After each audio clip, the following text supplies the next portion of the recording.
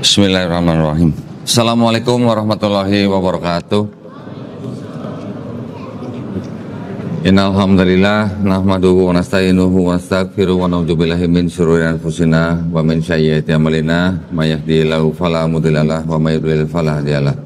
Asyhadu an la ilaha illallah wahdahu la syarikalah wa asyhadu anna Muhammadan abduhu wa rasuluh.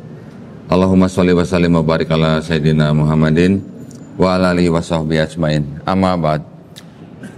Suara saya bisa didengar dengan jelas? Jelas ya? Yang di belakang jelas ya? Kurang kuat?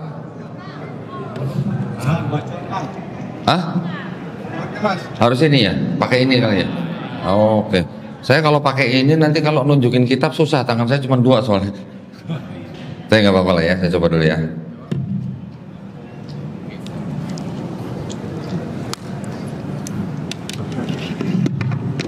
Baik, alhamdulillah. Saya nggak nyangka saya ke masjid ini lagi. Ternyata saya pernah ke masjid ini. Waktu itu saya pernah membawa ulama dari Arab Saudi, Syekh Asim namanya. Mungkin kalau ada yang pernah ingat datang sini ya. Bener ya, Ustadz Adit? Dulu bener ya? Syekh Asim ya sini ya. Alhamdulillah ya. Senang sekali saya bisa berada kembali di Masjid Al Jihad. Kalau saya jangan disebut mualaf terus, kasihan gitu. Masa mualaf terus ya? Mantan kafir gitu. Saya lahir juga muslim loh, Ustaz. Saya lahir juga muslim. Benar nggak Pak? Setiap manusia lahir muslim bukan Pak? Berarti saya juga dulu lahir muslim ya. Cuman saya dulu dikafirkan sama orang tua saya Pak. Gitu. Dibawa ke gereja ya. Sampai udah tua, udah berkeluarga, saya baru menemukan Islam. Tetapi sebenarnya saya sudah kenal Islam dari kecil ya, dalam arti lingkungan saya kebanyakan ya muslim ya. Tapi saya berpikirnya cuma begini, Islam dan Kristen itu sebenarnya sama Tuhannya. Waktu itu saya mikir gitu ya, Tuhannya sama. Kita menyembah Tuhan yang sama, cuman seperti dua orang anak, lain ibu satu bapak gitu loh. Ya, di Islam, di Kristen, bahkan juga di agama Yahudi, kita semua beriman kepada yang disebut dengan Abraham, ya. Atau kalau orang Yahudi bilang Abram, jadi Abraham. Kita kenal dengan Ibrahim. Kita sebutnya selalu dengan Ibrahim alaihi salam. Kalau di Tanah Abang katanya jadi Boim gitu kan. Katanya gitu ya. Mungkin juga ada istilah Brahma di agama Hindu juga, mungkin juga ada kaitannya, saya kurang tahu ya. Tapi namanya kan mirip-mirip, Abram, Abraham, Ibrahim, Brahma dan segala macam. Nah, jadi dulu saya pikir Islam dan Kristen itu hanya beda keturunan gitulah. Islam melalui Nabi Ismail alaihissalam, Kristen melalui Nabi Ishak alaihissalam. Tapi ternyata setelah dipelajarin ulang sejarahnya, terbentuknya, kitab sucinya, ternyata bukan, beda gitu ya. Bahkan orang Yahudi sendiri sudah pernah saya konfirmasi, saya tanya langsung Rabi Yahudi ya, Rabi, Tuhan yang disembah oleh orang Yahudi, orang Kristen, dan orang Islam itu sama atau beda? Dia jawab apa? Kalau Yahudi dan Islam itu menyembah Tuhan yang sama. Jadi kalau orang Islam menyebut dengan kata Allah, mereka menyebut dengan kata Eloh atau Elohim. Ya, ada 7 nama yang mereka tahu. Ya, ada 7 nama. El, makanya ada kata Ismail atau Ismail, ya kan? Nanti ada Israel atau Israel. Jadi El itu adalah nama Tuhan sebenarnya. Ya, ada El, Eloh, Eloah, Elohim, El Shaddai, terus kemudian Yod He Vav He yang 4 huruf disebut dengan Tetragrammaton. Ya, baru terakhir Zebaot. Nah, mereka kenal 7 nama. Itu semua sebenarnya kalau ditransliterasikan ke bahasa Arab itu jadinya Allah. Kalau di bahasa Aramaik jadi Allah gitu. Jadi mirip-mirip semua sebenarnya. Mereka mengetahui nama Tuhan yang sama. Tetapi, nah, kalau Kristen, ini menurut orang Yahudi loh ya. Kalau Kristen, ini seperti orang yang sudah menikah tapi selingkuh. Kok gitu? Selingkuhnya gimana? Selingkuhnya begini. Mereka juga percaya dan beriman kepada Abraham, ya. Tetapi mereka juga menyembah selain Allah. Menyembah siapa? Yesus. Itu yang dianalogikan sebagai orang yang sudah menikah tapi selingkuh. Jadi kalau orang laki-laki, perempuan sama-sama belum nikah, mereka berzina, itu dosa besar. Tapi kalau laki-lakinya sudah nikah, perempuannya sudah nikah, berzina, lebih parah gitu kan, berarti kan. Nah, itu yang dianalogikan. Jadi Yahudi menyebut Kristen itu dengan sebutan apa? Avodah zarah. Artinya apa? Penyembah asing gitu. Jadi kan Kristen kan percaya bahwa Tuhan menjelma jadi Yesus gitu kan. Yesus adalah pribadi kedua daripada Trinitas. Kalau ditanya orang Kristen, kamu Tuhannya ada berapa? Satu, Esa. Esa benar. Mau disiksa gimana tetap mereka bilangnya Esa. Tapi, nah salah tapinya. Tapi Tuhan orang Kristen bilang orang Kristen bilang Tuhannya Esa, tapi bisa bermanifestasi dalam 3 pribadi, ya, Bapa, Firman atau Yesus, Roh Kudus. Bapa Tuhan, Yesus Tuhan, Roh Kudus Tuhan. Tapi bukan 3 Tuhan, tapi 1 Tuhan gitu. Paham nggak Pak? Bukan 3 Tuhan, tapi 1 Tuhan. Bapa Tuhan, Yesus Tuhan, Roh Kudus Tuhan. Bapa Maha Kuasa, Yesus Maha Kuasa, Roh Kudus Maha Kuasa. Tapi bukan 3 Maha Kuasa, 1 Maha Kuasa Pak. Paham nggak Pak? Oh enggak, alhamdulillah nggak paham. Kalau paham bahaya loh Pak. Paham. Gimana? Nggak tahu gitu. Alhamdulillah nggak paham ya. Jadi setelah saya pelajarin, saya mempelajari ulang juga qadarullah ya. Itu udah namanya qadarullah ya. Saya diperlihatkan sebuah video dari almarhum Syekh Ahmed Didat. Mungkin pernah dengar ya. Gurunya Dr. Zakir Naik. Waduh, Masya Allah. Sebenarnya Dr. Zakir Naik pengen ke Medan loh sebenarnya. Cuman tahun ini belum bisa terlaksana nih karena kemarin ada pelantikan presiden. Insya Allah tahun depan kita usahakan lagi ya. Saya diperlihatkan videonya almarhum Syekh Ahmed Didat yang waktu itu kira-kira video-videonya tuh video-video tahun 80-an. Yang mana beliau itu seorang dai yang luar biasa dari Afrika Selatan, tapi asli dari India, mengikuti orang tuanya hijrah ke Afrika Selatan. Mereka akhirnya Syekh Ahmed Didat dari yang muda itu sering dibully sama misionaris-misionaris. Setelah dia memperoleh ilmu kristologi, misionaris-misionaris yang dikejar-kejar sama dia, bahkan pendeta dikejar-kejar, bahkan paus dikejar-kejar. Untuk apa? Untuk diajak berdebat gitu ya. Berdebat, berperang pemikiran gitu. Jadi almarhum Syekh Ahmed Didat itu cari pendeta kemana-mana, debat sama pendeta di mana-mana, di Amerika, di Inggris, bahkan di Inggris sampai dicekal gitu ya. Bahkan menyurati paus berapa kali gitu, tidak ditanggapi gitu. Saya waktu masih menjadi Kristen nonton video beliau kan panas hati saya kan. Ini kitab suci saya kok diobok-obok gitu ya. Tapi setelah ditonton sekali, nonton video yang lain, terus saya tonton. Dan kalau saya nonton video beliau, itu saya sambil buka kitab saya. Dia sebut surat apa, saya langsung buka. Dia sebut surat apa, saya langsung buka. Cepet saya bukanya, karena saya dari kecil sudah akrab dengan kitab saya. Tapi ketika dia sebutkan, oh di surat ini, ayat ini sampai sekian, terus di surat lain, ayat 1 sampai sekian, kok bisa ada yang persis sama gitu.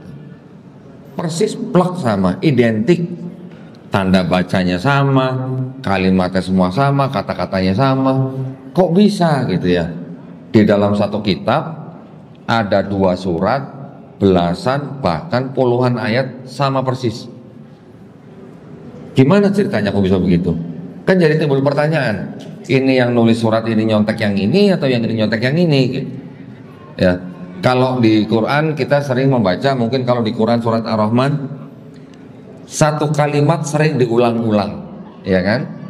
Tapi pengulangan itu bukan jiplak, bukan copas, bukan plagiarisme, tapi pengulangan itu apa? Seperti orang menegaskan gitu. Nih, kamu nggak ingat, apa namanya? Nikmat mana lagi yang mau kamu dustakan? Selalu yang ditekankan seperti itu. Tapi kalau yang tadi saya bilang di dalam kitab saya waktu itu bisa disebut plagiarisme. Karena kira-kira 35 atau 37 ayat itu plek sama. Jadi dari situ saya terpicu, loh kalau begitu nih siapa yang nulis, siapa yang nyontek. Akhirnya terus malah saya bisa pelajarin.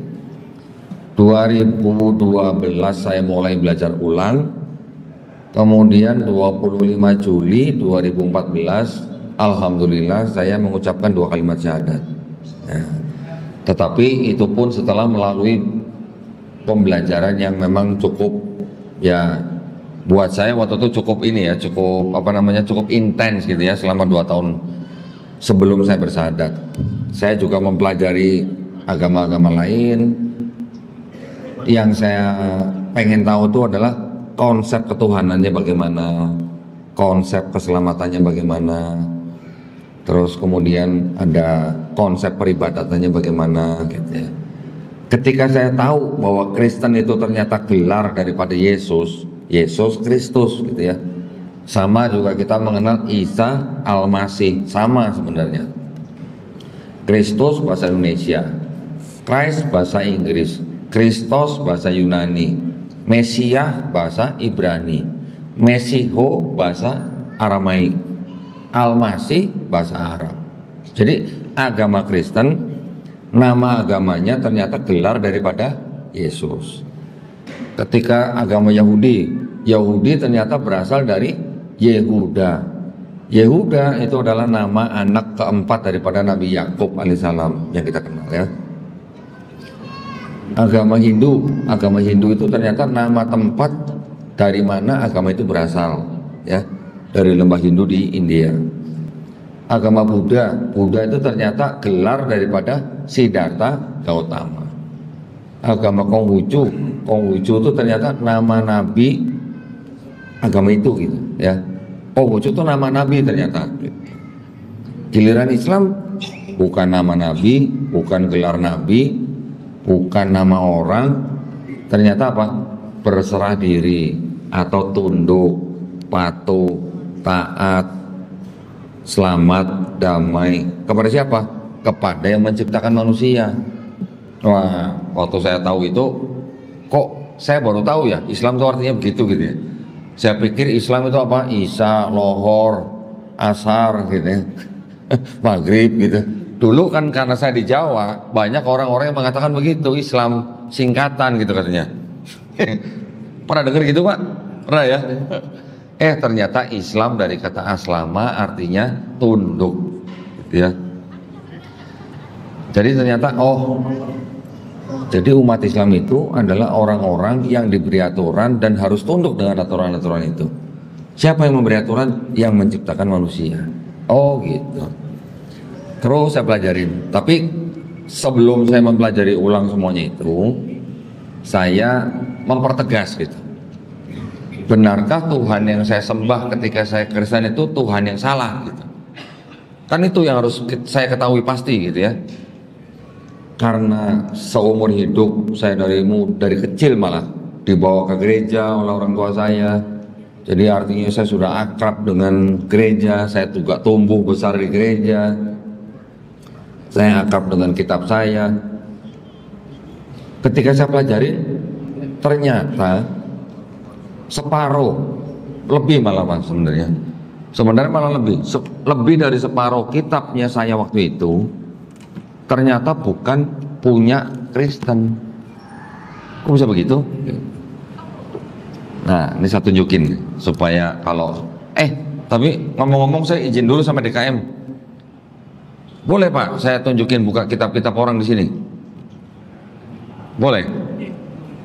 Ya, sebagai pembelajaran ini ya, sebagai edukasi.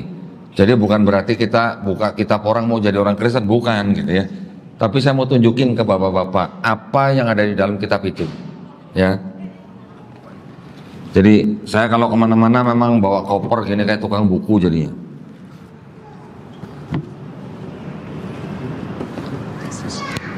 Izin, boleh minta air putih, dah, Pak.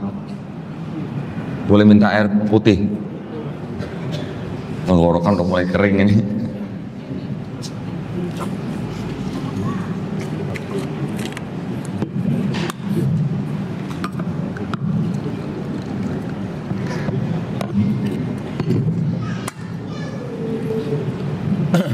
Nah, kitab yang dimiliki oleh agama Kristen, ya. Ini mohon maaf, ini yang saya ketahui ini adalah masalah ilmu kristologi seperti ini, ya, supaya bapak-bapak jangan salah paham. Saya membicarakan agama sebelah atau agama saudara kita yang Kristen, bukan berarti saya mengajak bapak untuk jadi orang Kristen loh ya, bukan, sama sekali bukan. Juga bukan saya mengajak bapak-bapak atau ibu-ibu untuk membenci orang Kristen, bukan, ya. Ini murni, ini adalah murni ilmiah. Jadi apa yang saya katakan ada buktinya, apa yang saya katakan ada dokumennya, gitu, ya. Jadi kami atau saya bergabung dengan sebuah yayasan, yaitu yayasan yang serupa dengan yayasan tadi Ustadz Adit, ya, Yayasan Pembina Mu'alaf at-Tauhid, pusatnya di Surabaya. Yayasan kami ini adalah yayasan yang memang menolong atau membantu orang yang mau masuk Islam. Kemudian, Mas, kemudian kita bina, ya, supaya yang masuk Islam ini bisa menjadi Muslim yang kafah, gitu. Kemudian kita juga satu hal yang kita lakukan itu adalah kami menempuh jalur perang pemikiran, gitu ya. Perang pemikiran dengan siapa? Bukan dengan sesama Muslim.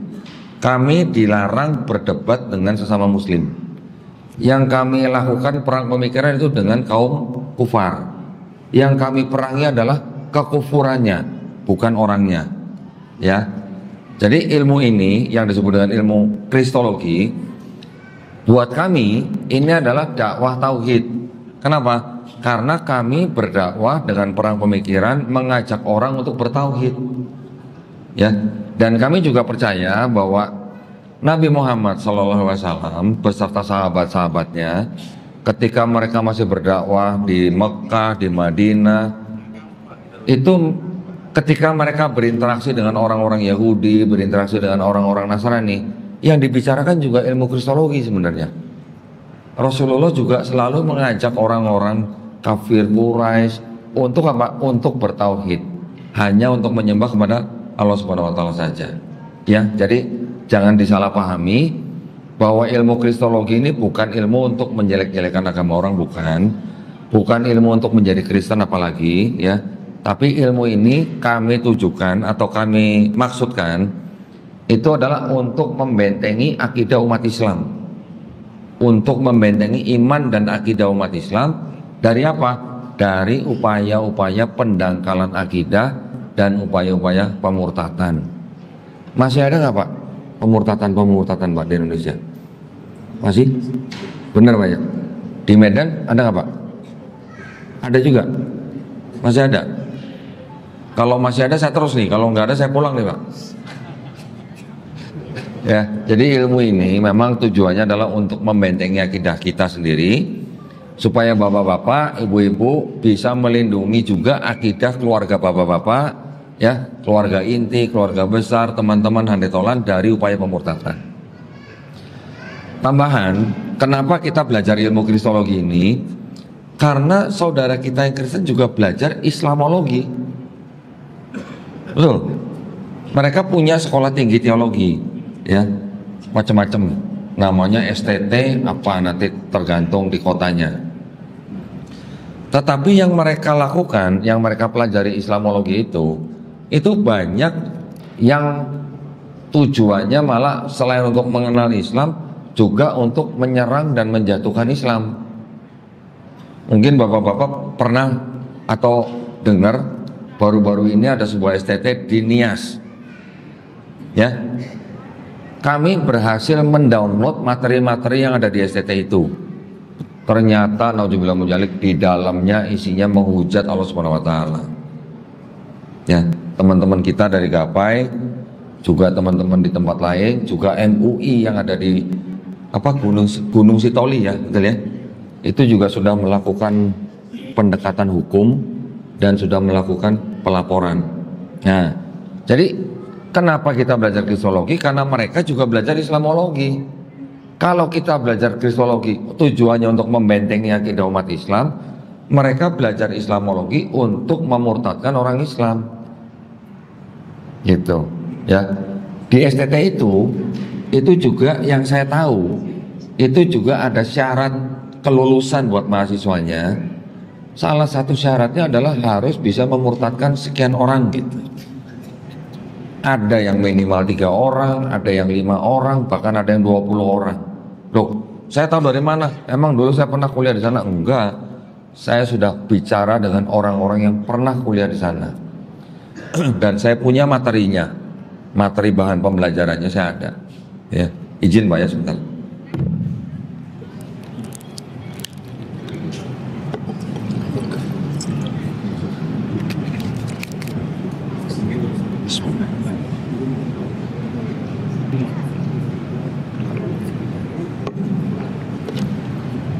Nah, jadi itulah upaya-upaya yang bisa kita lakukan supaya kita terhindar dari upaya pemurtadan, karena mereka juga melakukan hal yang seperti itu ya. Mereka juga masih mengirimkan misionaris-misionaris, di mana misionaris-misionaris ini memang sengaja disebar untuk mencari orang agama apapun di luar mereka untuk dijadikan misionaris lagi. Jadi mereka pakai sistem seperti multi level marketing gitu ya.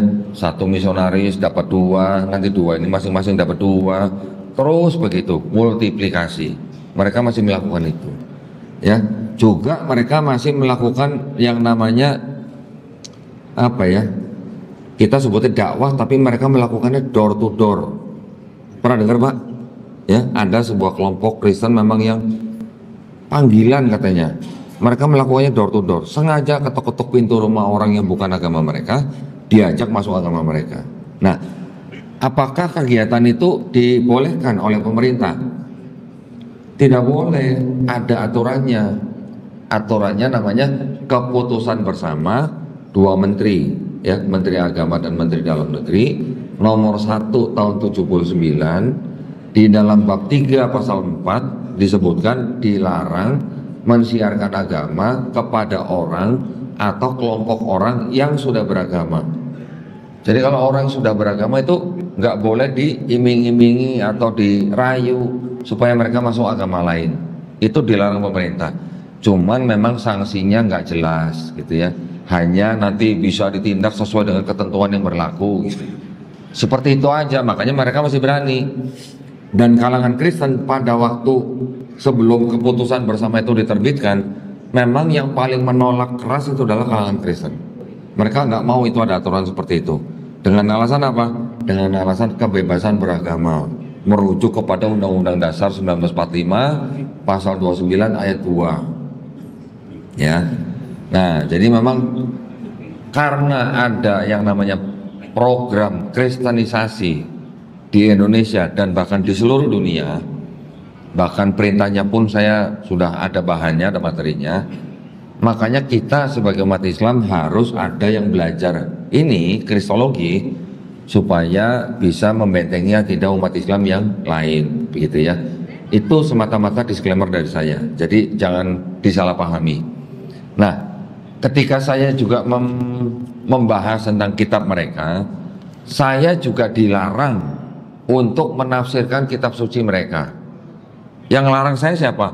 Majelis Ulama Indonesia. Saya tidak boleh menafsirkan kitab suci orang lain, karena kita juga tidak mau Al-Quran kita ditafsirkan oleh orang di luar Islam. Begitu kan? Quran yang berhak menafsirkan ya ulama-ulama Islam.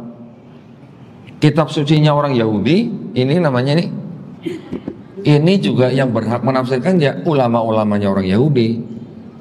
Begitu juga dengan Kristen. Kristen juga punya kitab sendiri, yang berhak menafsirkan juga harus orang Kristen. Kita tidak boleh lompat pagar gitu.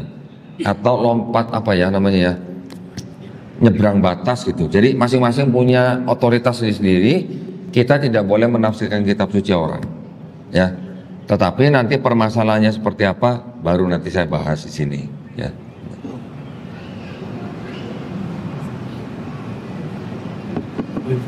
Nah, tadi saya lanjutkan.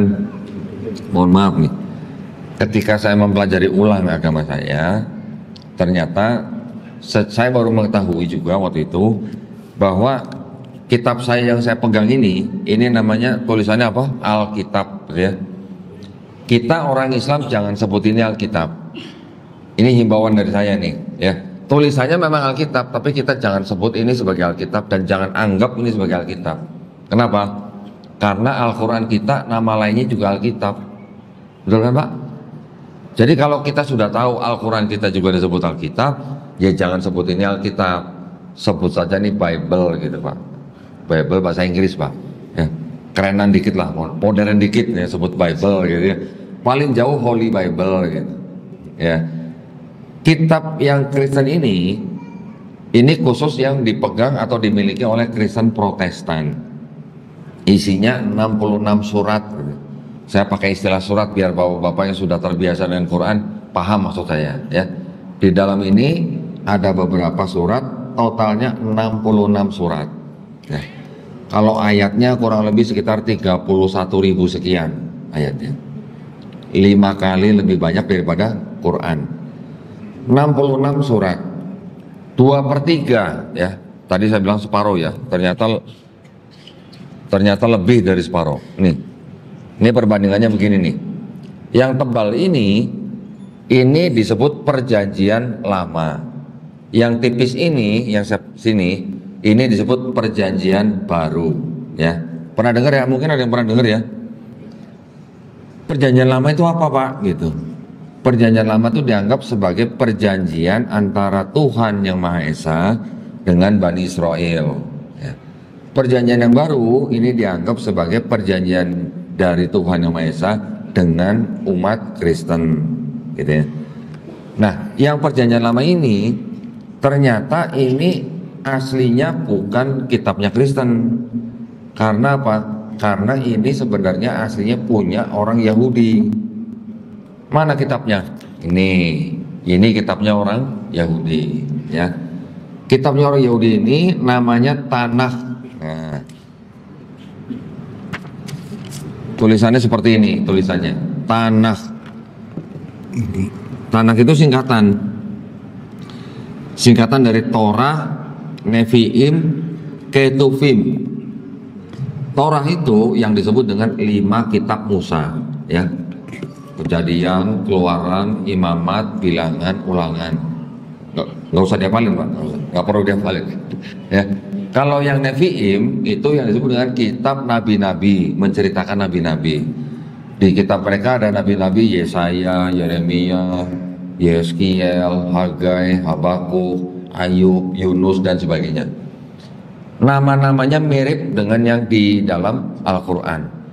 24 nabi, nama nabi di dalam Quran itu ada disebut di sini gitu, ya. Dan sebagian besar dari 24 nama nabi di dalam Quran itu dari Bani Israel. Kemudian kalau yang Ketuvim itu adalah kitab-kitab yang dianggap sebagai tulisan-tulisan orang bijak. Apa aja? Ada kitab Mazmur, kita kenal dengan sebutan Zabur. Di Quran kita ada kitab Zabur, ya kan? Di dalam kitab Ketuvim itu ada Mazmur, ada Ratapan, ada Kidung Agung, ada Pengkhotbah dan segala macam. Total ketiga kelompok kitab itu dijadikan satu, namanya kitab Tanakh. Tanakh inilah kitabnya orang Yahudi. Kitab Tanakh ini ditulis dalam bahasa Ibrani, disusun kira-kira abad ke-5 atau tahun 450 sebelum Masehi. Berarti sebelum ada Nabi Isa alaihissalam ini kitab sudah ada, punya orang Yahudi nih ya.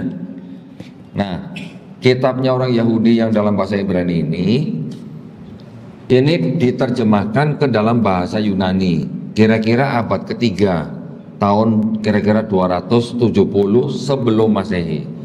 Diterjemahkan di Mesir ya, di kota Alexandria. Kala itu di Alexandria itu punya perpustakaan yang isinya berbagai macam pengetahuan, dianggap sebagai pusat ilmu pengetahuan waktu itu di Alexandria. Penguasanya namanya Raja Ptolemy II. Raja Ptolemy II ini adalah raja boneka dari Raja Alexander Agung dari Yunani, ya. Daerah situ Mediterranean itu memang waktu itu dari abad keempat ya sampai abad ke pertama itu memang dikuasai oleh Yunani. Bangsa Yunani membawa budaya apa ke situ? Budaya Helenisme. Ya, jadi kalau bangsa menguasai bangsa lain kan otomatis pasti dia bawa budayanya gitu. Sama ketika dulu Belanda menjajah Indonesia kan juga bawa budaya ya Pak ya. KUHP kita dari mana Pak asalnya Pak?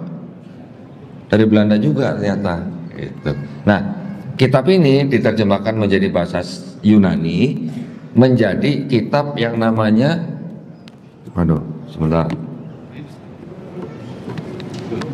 kitab namanya Septuaginta.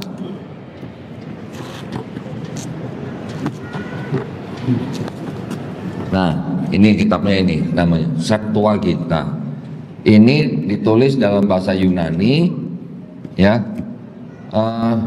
Diterjemahkan kira-kira tahun 270 sebelum Masehi oleh 70 rabi-rabi Yahudi, makanya disebut Septuaginta. Sep itu disingkat menjadi LXX 70 gitu lah ya. Nah, kitab ini beredar terus bahkan sampai Yesus Kristus itu lahir dan sampai diangkat, sampai nggak ada gitu. Bahkan di abad kedua, ketiga, keempat, terjemahan yang sudah ada itu di apa namanya? Diresensi namanya. Kalau resensi itu berarti dikritik dan diubah-ubah. Siapa yang ubah-ubah?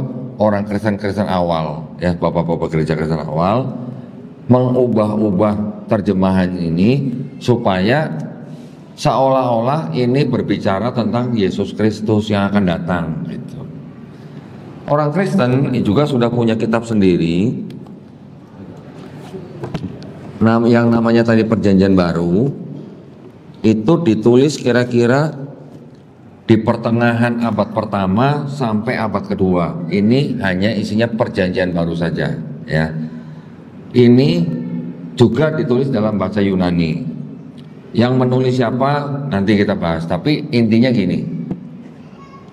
Kitab ini yang terjemahan bahasa Yunani yang dari sini kitab orang Yahudi, setelah diterjemahkan, setelah diresensi terjemahannya di akhir abad keempat baru ini dijadikan satu dengan kitabnya orang Kristen. Nah, inilah kitabnya orang Kristen. Jadi yang ini dari kitab Yahudi, yang ini punya orang Kristen gitu. Ini diterjemahkan ke bahasa Latin, bahasa Jerman, bahasa Belanda, termasuk bahasa Indonesia. Jadi ini ya. Jadi ini udah terjemahan bahasa Indonesia nih. Masalahnya di mana? Emang nggak boleh? Ini masalahnya nih, kita harus tahu nih. Masalahnya di mana kalau dijadikan kitabnya orang Kristen gitu? Masalahnya adalah di dalam kitabnya orang Yahudi ini tidak ada satupun ramalan atau disebut nubuat untuk Yesus, ya. Tapi kalau yang ini karena terjemahannya sudah diubah-ubah, seolah-olah kitab ini jadi berbicara tentang Yesus. Karena yang mengubah-ubah juga orang-orang Kristen juga gitu pada waktu itu. Jadi terjemahannya diubah sedemikian rupa sehingga seolah-olah kitab ini berbicara tentang Yesus yang ada di sini gitu. Nah, kalau kitab ini dikasih ke orang Yahudi untuk baca gitu, mau nggak? Nggak mau. Sama orang Yahudi ini dibuang tempat sampah gitu ya. Karena memang maknanya sudah berubah. Maknanya sudah tidak sama dengan ini gitu. Di sini misalnya nubuat untuk Raja Hezekia, nubuat untuk anaknya Nabi Yesaya misalnya. Di sini jadi untuk Yesus gitu. Nah, makanya itu orang Kristen, kitabnya Kristen selalu harus memuat Perjanjian Lama. Kenapa? Karena itu sebagai bukti bahwa Yesus sudah dinubuatkan di dalam Perjanjian Lama. Itu yang membedakan gitu ya. Orang Yahudi sendiri terima nggak Yesus? Ya enggak. Mereka tidak menganggap atau menerima bahwa Isa itu adalah Al-Masih. ya, atau Yesus itu adalah Kristus atau Mesias gitu. Kristus atau Mesias itu artinya yang diurapi. Yang diurapi dalam Yahudi itu siapa? Bisa imam, bisa raja, bisa nabi gitu. Nah, nanti kita akan bahas bagaimana perbedaan kitabnya orang Yahudi ini dengan kitabnya orang Kristen. Walaupun kitab ini sudah menjadi bagian daripada kitab ini, tetapi konsep ketuhanannya dibandingkan dengan yang benar-benar kitabnya Kristen ini, itu ternyata berbeda. Bedanya di mana? Nah, gini. Kalau kitabnya orang Yahudi di sini, ini mereka berbicara yang namanya Tuhan yang Maha Esa. Itu Esa, gitu ya. Ada ayat yang berbunyi begini di Ulangan 6 ayat 4. Adonai Eloheinu, Adonai Ehad. Lengkapnya gini, Shema Israel, dengarlah hai bangsa Israel. Adonai Eloheinu, Tuhan Allah kita, Adonai Ehad. Kita sering baca, ya mungkin sehari 5 kali dalam sholat kita baca. Kul huwallahu ahad. Ada ahad, ada ehad, sama. Artinya sama. Ahad bahasa Arab, ehad bahasa Ibrani. Jadi orang Yahudi juga percaya Tuhan itu Esa. Dan ada ayat-ayat yang lain mengatakan bahwa Tuhan itu bukan manusia, Tuhan itu bukan anak manusia. Ada di Bilangan 23 ayat 19. Nanti dikatakan lagi di Keluaran 9 ayat 14, tidak ada sesuatu apapun yang serupa dengan aku atau Tuhan di bumi. Kita sering baca lam yalid walam yulad walam yakul lahu kufuwan ahad. Sama. Jadi ternyata orang Yahudi pun konsep ketuhanannya juga tauhid, dan mereka tidak percaya yang namanya Tuhan itu bisa jadi makhluk gitu. Apalagi manusia gitu. Ya. Ada lagi nanti ayat bunyinya begini. Langit yang menguasai segala langit tidak dapat memuat Tuhan. Berarti mereka juga percaya langit nggak cuma satu, Pak. Berarti ada lebih dari satu langit gitu. Langit yang menguasai segala langit tidak dapat memuat Tuhan. Kita mengenal ada 7 langit. Itu ada di 1 Raja-Raja 8 ayat 27. Nanti ada lagi Hosea 11:9, Ayub 9:32. Semuanya mengatakan Tuhan bukan manusia, gitu ya. Nanti ada lagi Maliaki 3 ayat 6, Tuhan tidak akan berubah, gitu.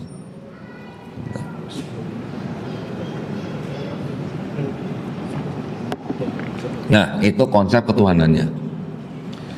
Ketika ke Kristen, Tuhan yang bukan manusia, Tuhan bukan anak manusia, Tuhan tidak berubah, tiba-tiba Tuhan itu bisa jadi Yesus. Itu yang membedakan, ya, antara kitab orang Kristen dengan kitabnya orang Yahudi. Nah, terus konsep keselamatannya gimana? Konsep keselamatannya, kalau di kitab ini dikatakan seorang anak tidak dapat menanggung kesalahan atau dosa ayahnya. Seorang ayah juga tidak dapat menanggung kesalahan atau dosa anaknya. Ada di Ulangan 24 ayat 16. Diulang lagi nanti di Yeskiel 18:20. Sama, ditambahin lagi, yang berdosa itu yang mati. Ya, jadi anak tidak bisa menanggung dosa orang tua juga tidak bisa menanggung dosa anak. Yang berdosa itu yang mati gitu.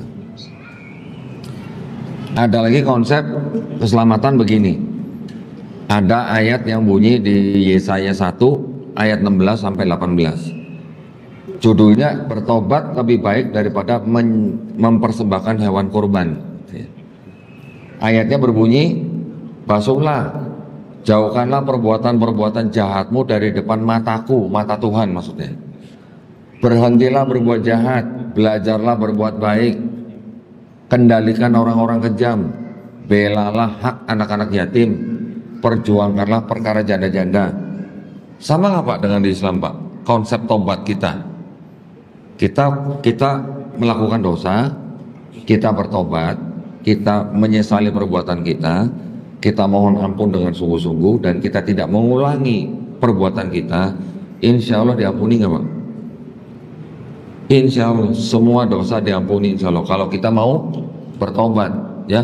Mau dosa kita sebanyak buih di lautan pun insya Allah diampuni, asal jangan mati dalam keadaan musyrik ya.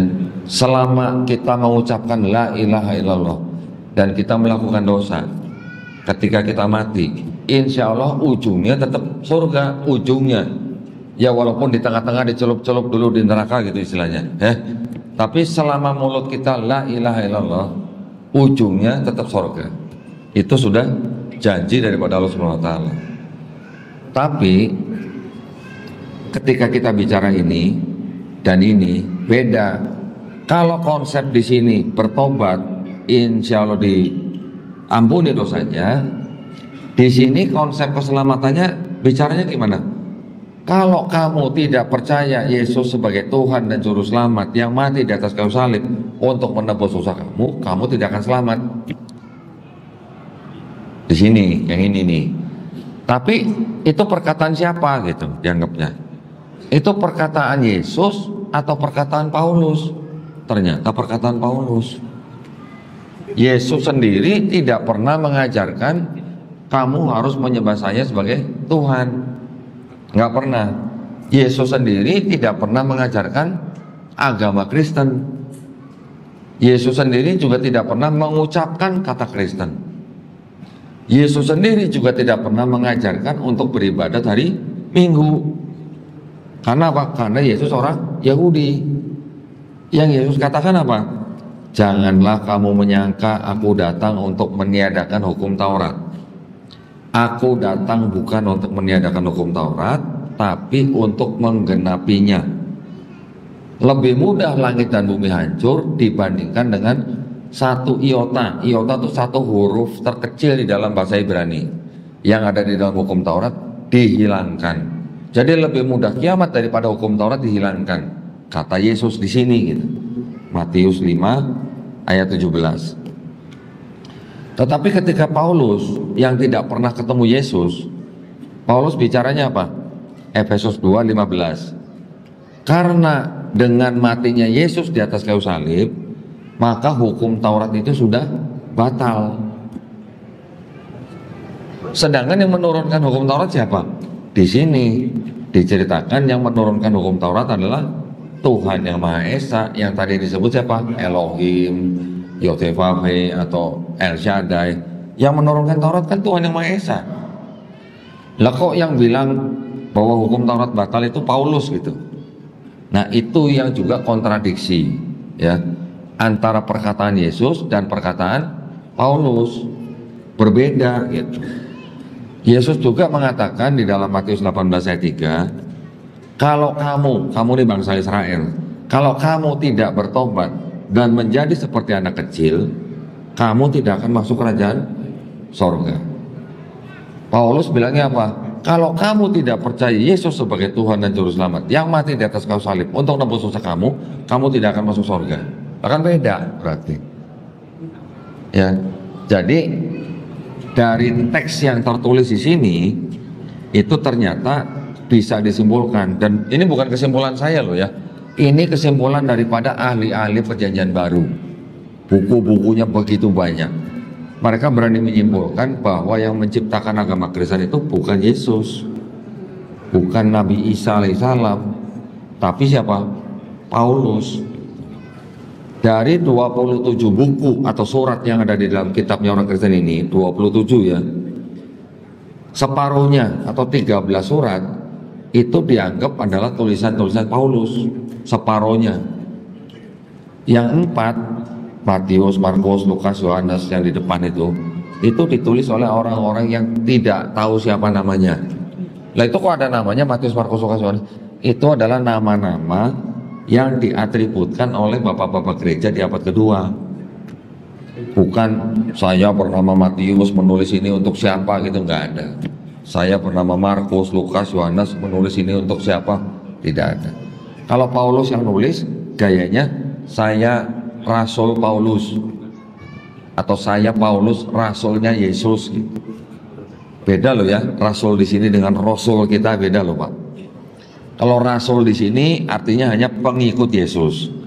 Tapi kalau kita Islam, rasul adalah nabi yang menerima risalah. Gitu ya, beda ya.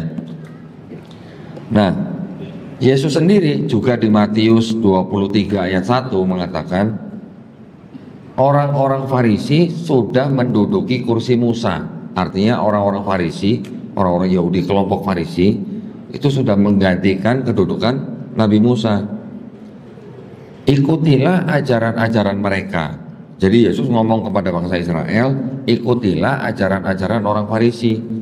Ya, ikutilah ajarannya tapi jangan perbuatannya gitu. Jadi Yesus memerintahkan Bani Israel untuk mengikuti ajaran Taurat yang diajarkan oleh ahli Farisi, tapi jangan mengikuti perbuatan orang Farisi. Kenapa? Karena orang Farisi mengajarkan Taurat tapi tidak melakukan gitu. Itu dikritik gitu sama Yesus. Jadi sebenarnya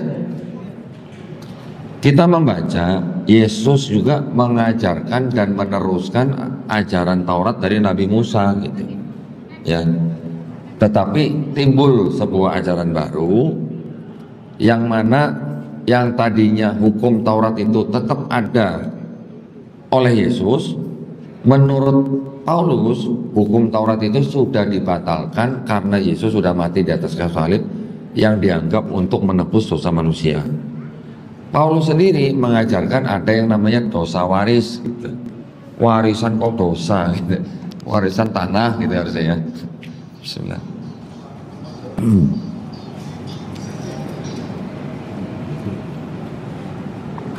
Nah, Paulus mengatakan dosa yang dilakukan oleh satu orang itu siapa?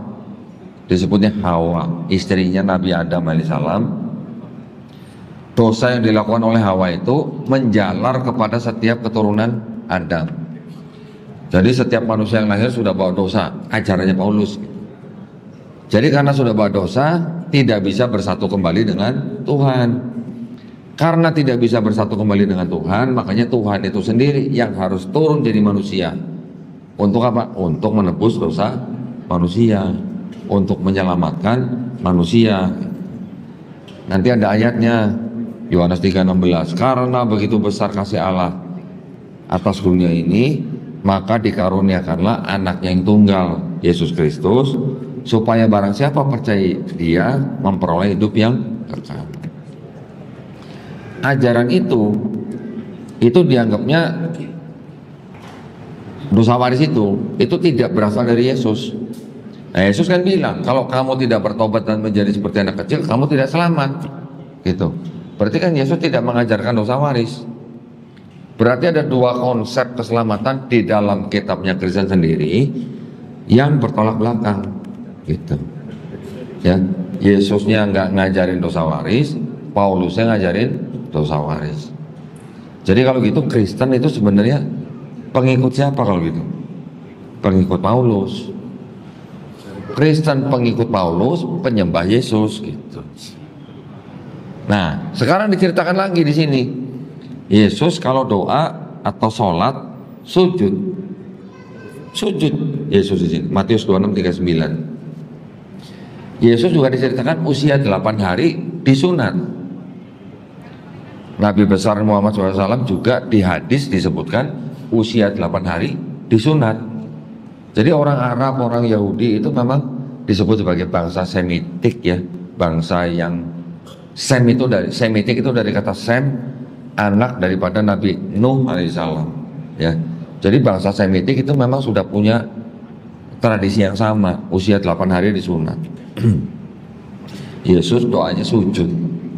Nabi Muhammad SAW diperintahkan di dalam Quran surat Al-Hajj ayat 77 apa?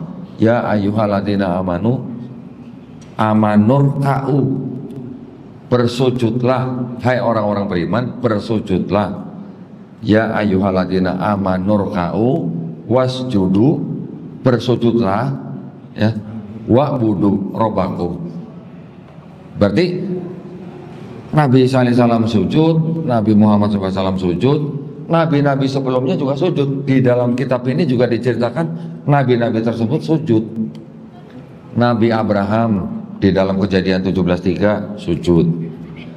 Bilangan 34 ayat 8 Nabi Musa sujud.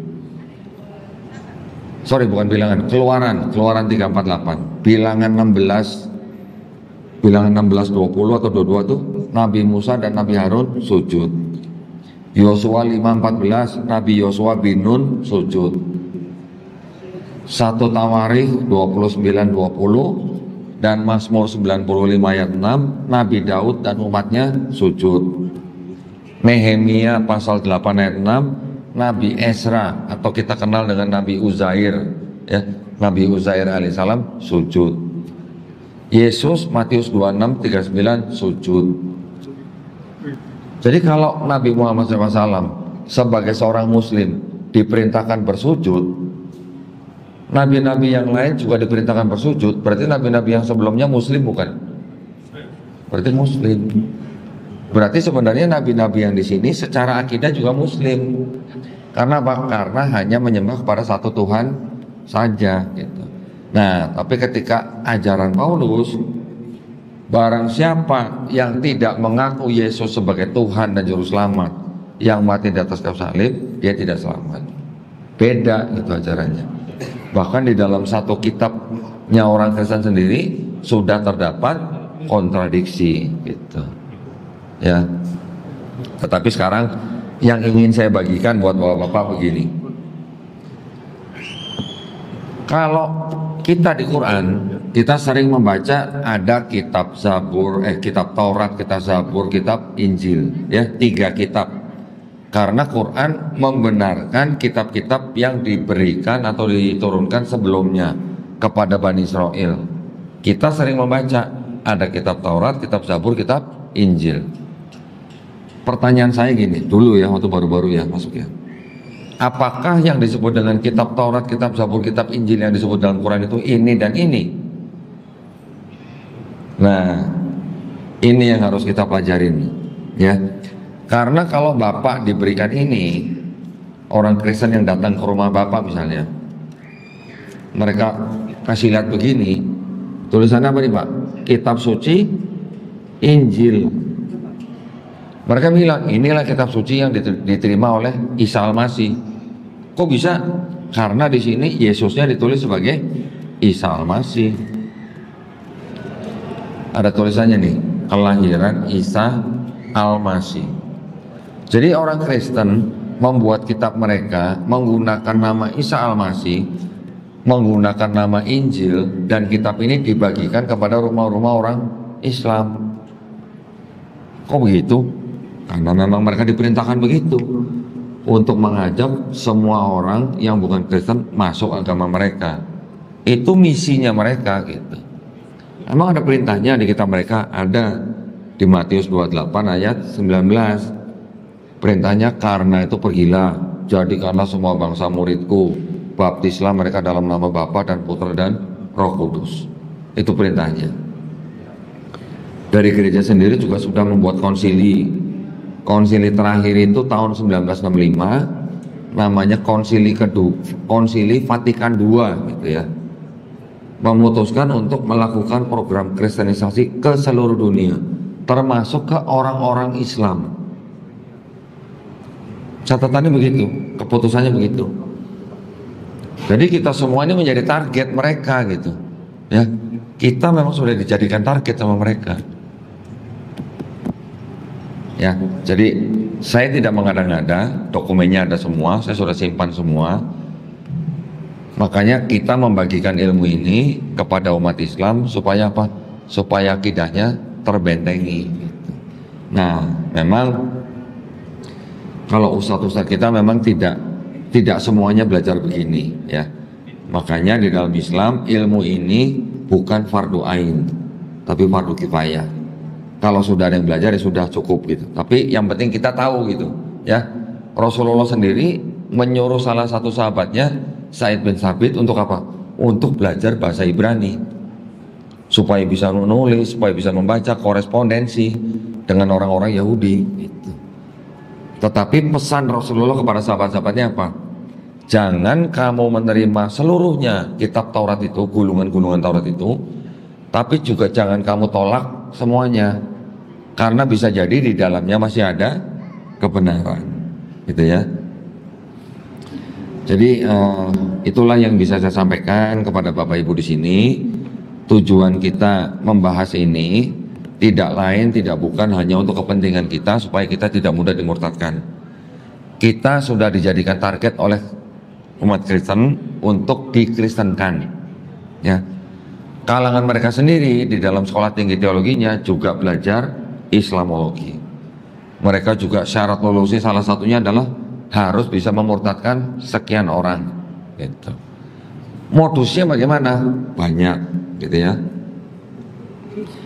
Melalui pendidikan bisa, melalui kesehatan bisa, melalui kemanusiaan bisa, melalui di pemerintahan bisa, melalui di kemiliteran bisa.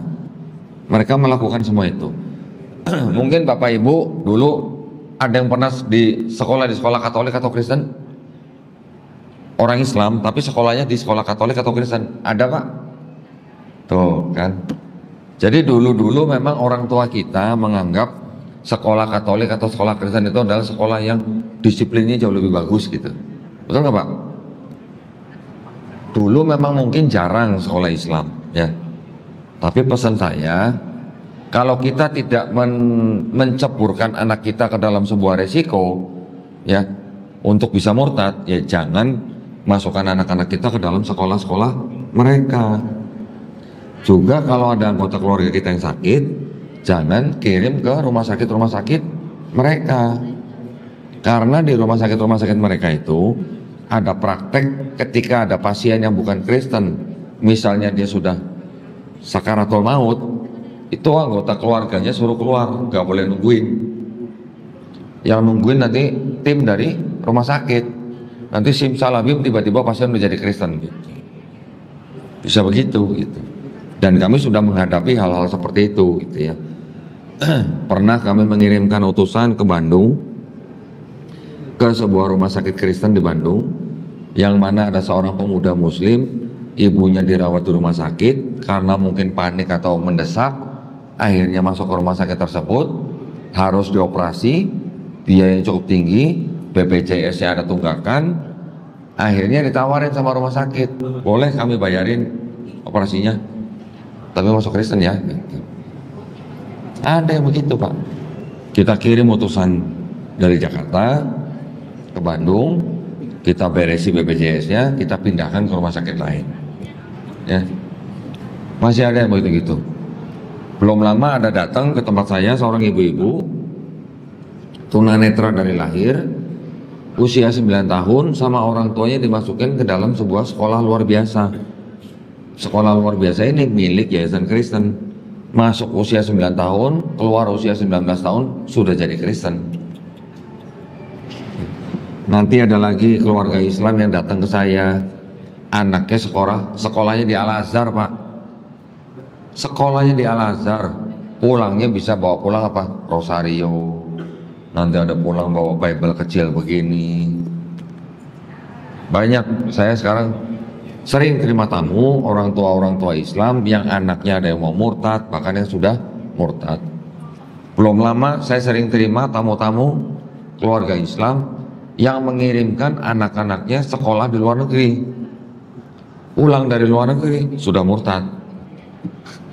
Ya, jadi kita harus sangat berhati-hati mengirimkan atau mendidik anak kita di tempat yang tidak beresiko gitu, atau resikonya kecil gitu lah. Kalau kita kirim anak-anak kita sekolah ke luar negeri, ke Eropa, ke Australia, ke Amerika, sudah pasti resikonya tinggi untuk menjadi murtadin gitu. Itu yang ingin saya sampaikan juga kepada bapak-bapak di sini ya. Beberapa keluarga yang datang saya, yang anaknya sudah murtad, diskusi sama saya berjam-jam, alhamdulillah ada yang kembali. Ada juga yang tidak. Kita tidak pernah maksa gitu. Ada juga yang datang bawa suaminya atau istrinya, dulu nikahnya beda agama. Bisa nggak Pak nikah beda agama Pak di Indonesia Pak? Hah? Bisa Pak. Ada yang mau fasilitasin Pak. Yang mau fasilitasi malah ngaku Muslim malah. Orang Islam yang fasilitasin, orang-orang Islam liberal gitu Pak. Di negara Republik Indonesia nikah beda agama itu dilarang, ya. Undang-Undang nomor 1 tahun 74. Keenam agama yang diakui di Indonesia pun keenam-enamnya juga melarang nikah beda agama. Tetapi selain daripada ada kelompok yang tadi saya bilang kelompok Islam liberal yang mencoba memfasilitasi nikah beda agama, ternyata di kalangan Kristen juga ada yang namanya dispensasi. Kitabnya melarang Pak, kitabnya 2 Korintus 6 ayat 14. Nggak usah menikah, kencan aja nggak boleh, berteman karib aja nggak boleh, bermitra usaha aja nggak boleh, golongan rahasia aja nggak boleh, menikah juga nggak boleh. Tapi gereja punya kebijakan dispensasi, harus bikin surat pernyataan, yang Kristen harus tetap Kristen, anak-anak yang dilahirkan nanti harus masuk Kristen. Ada yang begitu, ya. Jadi hal-hal seperti itu masih terjadi di Indonesia dan mungkin masih banyak, walaupun tidak ada statistiknya. Tapi kami di Yayasan Pembina Mualaf At-Tauhid ini kami menemukan banyak sekali kasus yang seperti itu, ya. Makanya kami mengajak Bapak Ibu untuk berhati-hati menyekolahkan anak-anaknya. Kalau keluarga ada yang sakit bagaimana, kalau ada yang mau murtad bagaimana, nah gitu, ya. Karena gini, ketika kita berhadapan dengan saudara-saudara Kristen yang mungkin sedang galau dengan ajaran mereka, yang saya bukain kitab mereka sendiri itu. Ketika ada orang Kristen datang ke tempat saya mau diskusi, saya nggak langsung buka Quran Pak. Mereka nggak percaya Quran gitu ya. Yang mereka pegang dari kecil kan yang ini atau yang ini. Nah, ketika saya bisa membuktikan bahwa di dalam kitab mereka ada kontradiksi, ada kesalahan ilmiah, ada ayat-ayat yang tidak asli, nah, baru ketika mereka yakin, oh di dalam sini ada kesalahan, baru saya perkenalkan Al-Quran gitu. Banyak yang begitu ya. Alhamdulillah, jadi kami bisa membantu teman-teman yang lain. Ya. Kita udah masuk sesi tanya jawab. Ya, baik. Ini udah sesi, udah akhir-akhir ini ya. Suara saya juga udah serak ini. Baik, jadi itu ya yang bisa saya sampaikan. Kita sama-sama berdoa, mudah-mudahan kita semuanya dijadikan golongan manusia yang menyaksikan keesaan Allah SWT, ya. Dan juga insya Allah kita semuanya dilindungi dan dirahmati Allah SWT, ya.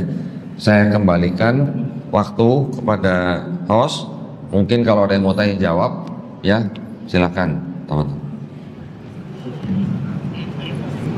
Baik, terima kasih kami sampaikan kepada Kodoni yang telah memberikan 11 tentang kristologi, bagaimana kristologi itu yang disampaikan bahwasanya mempelajari ilmu kristologi ini fardu kifayah, ya enggak fardu ain bagi setiap muslim. Nah, dari apa yang disampaikan oleh Kodoni tadi, mungkin jamaah sekalian memiliki pertanyaan-pertanyaan, maka pada sesi kali ini kita kasih kesempatan kepada para jamaah untuk bertanya. Baik, kepada Bapak yang di belakang, silakan.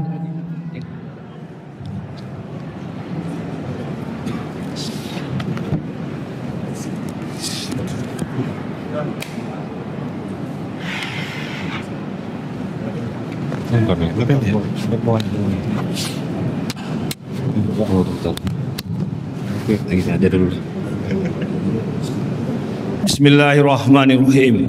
Assalamualaikum warahmatullahi wabarakatuh. Waalaikumsalam warahmatullahi. Terima kasih kesempatan kepada saya. Nama saya Supardi Chan.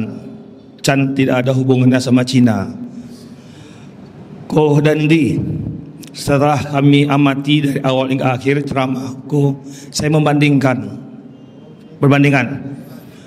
Dalam Islam ada disebutkan ya hayyulladzina amanu kullu fi silmil kafah. Kita tuh masuk Islam tuh harus secara menyeluruh. Faktanya sekarang kita yang hidup sekarang ini nggak bisa kafah, nggak bisa, setengah pun nggak bisa, seperempat pun nggak bisa, 1/10 pun nggak bisa. Kenapa? Saya ingat dengan tulisan Tuti Aditama, penyiar TVRI dulu tahun 80 waktu saya masih SMA. Dia mengatakan di dunia ini yang terbaiknya itu manajemen 3C. Faktanya benar, 3C. C yang pertama dari sisi perusahaan yang membuat perintis pertama kali bisnis yang namanya franchise itu Coca-Cola. Kita buang lah itu yang masalah Coca-Cola untuk perusahaan, company. Nomor 2, C yang kedua dari sisi agama yang terbaik kata Tuti Aditama itu bukan agamanya, orangnya maksudnya adalah agama Katolik yang terbaik. Islam terpuruk, Protestan terpuruk, Buddha, Hindu terpuruk. Kenapa dikatakan Katolik? Ya kita Islam aja contoh Dondi. Kita Islam aja, pengurus masjid aja kalau udah bertengkar, udah SKT dengan masjid. Mendamaikan orang masjid aja nggak bisa kita. Apalagi kita membahas negara. Pernah saya tanya kawan, bagaimana negara kita ini mau bagus? Saya jawab, sepanjang masjid, pengurus masjid belum bersatu, negara ini nggak bisa selesai. Itu Katolik yang terbaik. Orangnya. Saya tanya kawan saya yang Protestan, macam mana menurut ibu Katolik? Bagus. Bagus. Protestan joroknya. Dia Protestan. Contohnya kita lihat rumah sakit Islam, Protestan, Katolik. Yang jorok itu biasanya rumah sakit Islam. Pada masa itu Katolik bersih. Masjid, rumah sakitnya, sekolahnya juga bagus. Nah, itu yang kedua. Yang ketiga, yang terbaik itu manajemennya di dunia ini adalah manusia yang lagi negaranya, sisi negara Cina. Cina itu terbaik di dunia. Cina tuh nggak bisa kita tolak, terbaik di dunia. Contohnya ini bukan bercanda. Kita kalau belanja sama orang Cina saja, sama orang Cina, harganya misalkan kita beli celana sama dia 300.000, kita tawar 50.000 pun dia nggak marah. Paling-paling dibilangnya, janganlah bang, lu gila. Kita bilang gila, lu gila, karena dia bilang nggak bisa huruf R. Coba kita tawar sama orang Indonesia, bang berapa nih celana bang? 300.000, 50.000 bisa. Otak kepala kau 50.000, modal aku nggak cukup. Dimarahnya kita. Demikian, terima kasih. Assalamualaikum warahmatullahi wabarakatuh. Langsung dijawab aja nih ya. Langsung dijawab Pak. Silakan Pak. Jadi pertanyaannya apa Pak? Saya nggak nangkep pertanyaannya, tapi saya ingin menanggapi yang tadi poin nomor 2 ya Pak ya. Masalah Katolik. Kenapa Katolik mungkin bisa dianggap paling baik? Tapi kalau dianggap paling baik, apakah ajarannya atau manajemennya Pak? Nah, harus dibedakan ya. Kalau manajemennya mungkin bisa dikatakan begitu. Kenapa? Karena di dalam Katolik itu ada istilah begini. Yang namanya paus, pimpinan tertinggi dari Katolik yang ada di Vatikan itu, omongannya tidak ada yang salah. Semua omongan Paulus benar. Dan apa yang dikatakan Paus ya harus diikuti. Itu memang caranya mereka memimpin Pak. Gitu. Ya jadi kalau ada orang berpendapat manajemennya Katolik yang dianggap terbaik, bisa jadi benar Pak. Karena mereka punya cara seperti itu. Tidak ada yang paus tidak bisa salah gitu. Ya, itu ada yang gitu Pak. Tapi kalau masalah tadi yang company, yang Cina, wah saya kayaknya no comment gitu. Tapi juga kalau mengomentari tentang masalah Cina juga kita gini ya. Yang namanya hak cipta kan juga penting Pak ya, hak cipta. Tapi kalau nggak ada Cina kita nggak bisa menikmati handphone dengan Android loh Pak. Betul nggak Pak? Ya, kalau kita mau benar-benar mengikuti hak cipta, wah berapa duit harganya iPhone gitu kan, mahal kan. Dengan adanya Cina, kita bisa menikmati handphone yang Android yang murah-murah mungkin 1 juta, 2 juta masih bisa dapat gitu. Tapi ya itu gimana ya? Kita kembali lagi begini Pak. Sebagai orang Islam yang ada atau diajarkan di dalam yayasan kami ya Pak ya, itu memang yang kita kedepankan itu adalah ukhuwah Islamiyah. Kalau Bapak tadi bilang mendamaikan umat Islam aja nggak bisa, mungkin ada benarnya, mungkin nggak juga Pak. Tapi itu kembali kepada pribadi kita sebagai muslimnya. Kalau Bapak bilang 1/4 kafah aja nggak bisa, wah kayaknya terlalu pesimis ya Pak ya. Kalau setengah kafah sudah mulai gitu. Tapi kalau seluruhnya kafah ya mungkin realistis, tapi juga gimana ya. Tapi yang namanya kita sebagai muslim Pak, kita kan diperintahkan hanya untuk bertakwa, ya kan Pak? Perintahnya hanya untuk bertakwa. Saya dulu mau masuk Islam karena juga saya menganggap di dalam Islam tidak ada yang namanya ajaran rasis Pak. Ya, karena ada hadis ketika Nabi Muhammad SAW khutbah pada waktu haji wada, dikatakan orang Arab tidak lebih baik daripada orang non Arab. Orang non Arab juga tidak lebih baik daripada orang Arab. Yang lebih baik dari mereka apanya? Takwanya. Jadi patokan kita begini aja Pak. Selama kita masih diberi nafas, selama kita hidup, ya sudah kita belajar Islam terus Pak. Sampai kapan? Sampai mati kita belajar Islam. Lawang Nabi, ilmunya Nabi yang dapat langsung wahyu dari Allah Subhanahu Wa Taala aja dibandingkan dengan lautannya cuma setes, apalagi kita gitu. Jadi kita belajar terus sampai kita mati, kita terus belajar. Kalau dibilang kafah, ya kita harus berusaha Pak. Jangan susah terus diam aja, jangan susah berusaha. Takwa kita jalanin. Takwa kan artinya cuma menjalankan perintahnya, menjauhi larangannya. Kita anggap takwa seperti ini aja Pak, seperti kita jalan di sebuah jalan. Kita melihat ada perintangan, misalnya ada duri, ada lubang atau apa, kita jalan, milih jalan gitu loh Pak. Oh kalau ini duri, kalau kita injak sakit, kita berdarah, itu adalah larangan dari Allah Subhanahu Wa Taala. Jalan yang kita bisa lalui dengan selamat itu adalah perintahnya. Kira-kira gitu ya Pak ya. Saya bukan ulama Pak, jadi hanya itu yang bisa saya jawab buat Bapak ya. Kalau untuk kafah, setiap manusia insya Allah harus berusaha gitu, tetap harus berikhtiar gitu Pak, supaya bisa kafah. Ya Pak ya, wallahu a'lam bishawab. Silakan yang lain. Ya, Bapak silakan Pak. Assalamualaikum warahmatullahi wabarakatuh. Waalaikumsalam. Saya merasa bersyukur dapat mendengarkan keterangan dari Ustadz, dan tanpa sengaja saya memang tidak langsung pulang setelah sholat Jumat tadi. Dan baru sekali ini saya melihat dan mendengar tentang kitab Yahudi tadi Ustadz. Saya dengar dari paparan Ustadz tadi bahwa kitab tersebut pun tidak ada mengajarkan kekerasan. Tetapi kenapa begitu kejam mereka terhadap umat-umat Islam?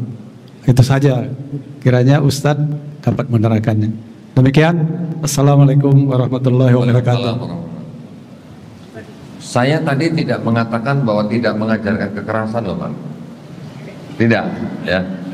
Yang saya katakan tadi, kitab ini mengajarkan tauhid Pak. Nah, Sejauh ini terus konsep keselamatannya cukup dengan bertobat gitu. Ya, jadi dua hal ini kalau kita bandingkan dengan Islam kan sama. Ya, tapi tadi saya nggak mengatakan ini tidak mengajarkan kekerasan, tidak. Karena di dalam kitab ini juga banyak ayat-ayat yang bercerita tentang kekerasan.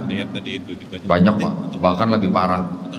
Kalau kita baca, waduh, ayat-ayatnya, khususnya ketika berbicara tentang ayat-ayat perang, Pak ya. Basmi semua yang bernafas gitu. Gimana Pak? Kalau di Islam kita aturan perang jelas Pak ya. Tidak boleh merusak rumah ibadah, tidak boleh menebang pohon, tidak boleh membunuh binatang, tidak boleh membunuh wanita dan anak-anak, tidak boleh membunuh pendeta atau pemuka agama orang lain. Jelas itu Islam ajarannya perang. Kalau di sini bunuh semua yang bernafas. Jadi kalau ada yang bernafas pun harus dibunuh. Unta yang bernafas juga harus dibunuh. Ibu dan bayi juga pun ada ayatnya. Tapi memang punya konteks ya Pak ya. Ya, bukan mereka mengajarkan memerangi semua bangsa, enggak. Tetapi ada konteks ceritanya. Ayat-ayatnya jelas. Tetapi kalau kita baca atau kita pelajari sejarahnya bangsa Yahudi Pak,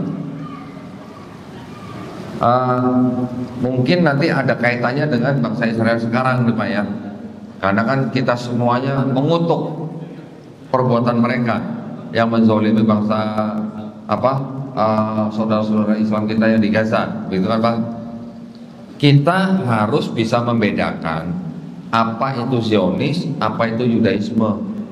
Nah, Zionis, bangsa Israel sekarang itu di sana, itu Zionis Pak. Tapi mereka dompleng atau nebeng dengan Yudaisme. Kitab ini ya. Mereka dompleng atau apa namanya ya? Numpang gitu Pak.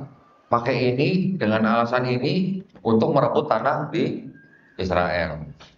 Tapi kalau, nah pertanyaannya gini Pak, ada nggak orang-orang Yahudi yang protes ke pemerintah Israel, mengutuk perbuatan pemerintah Israel? Ada nggak Pak? Masih ada. Siapa? Orang-orang Israel juga yang benar-benar mengikuti ini Pak. Gitu. Kalau yang benar-benar mengikuti ini, mereka bilangnya apa? Negara Israel itu belum waktunya didirikan. Mereka berani ngomong begitu.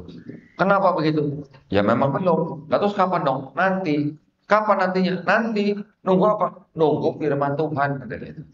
Mereka bilang begitu.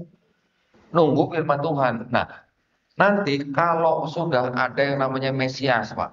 Nah, Mesias yang akan menjadi raja bangsa Israel. Nah, Mesias ini nanti yang akan mengumpulkan orang-orang Israel di seluruh dunia untuk kembali ke tanah Israel, membangun bait suci yang ketiga. Tapi syarat-syaratnya, nah ini saya sekalian ya Pak ya, ini tadi mungkin saya belum jelasin ini. Di dalam agama Yahudi dan agama Kristen ini punya konsep yang namanya konsep Mesias. Orang Yahudi bilang nanti pada suatu zaman tidak ada perang, tidak ada orang-orang apa namanya saling membunuh, tidak ada orang saling mengangkat senjata. Itu nanti baru turun Mesias itu. Ya. Tapi syaratnya apa? Mesias itu harus benar-benar manusia, Pak. Seorang manusia yang dilahirkan dari hasil setubuh suami istri. Bukan Tuhan yang turun jadi manusia, orang Yahudi Pak. Orang Kristen bilang, Yesus itulah Mesias, Yesus itulah Tuhan. Tuhan jadi manusia. Ya ditolak sama ini. Di sini Mesias itu benar-benar manusia, bukan Tuhan turun jadi manusia gitu.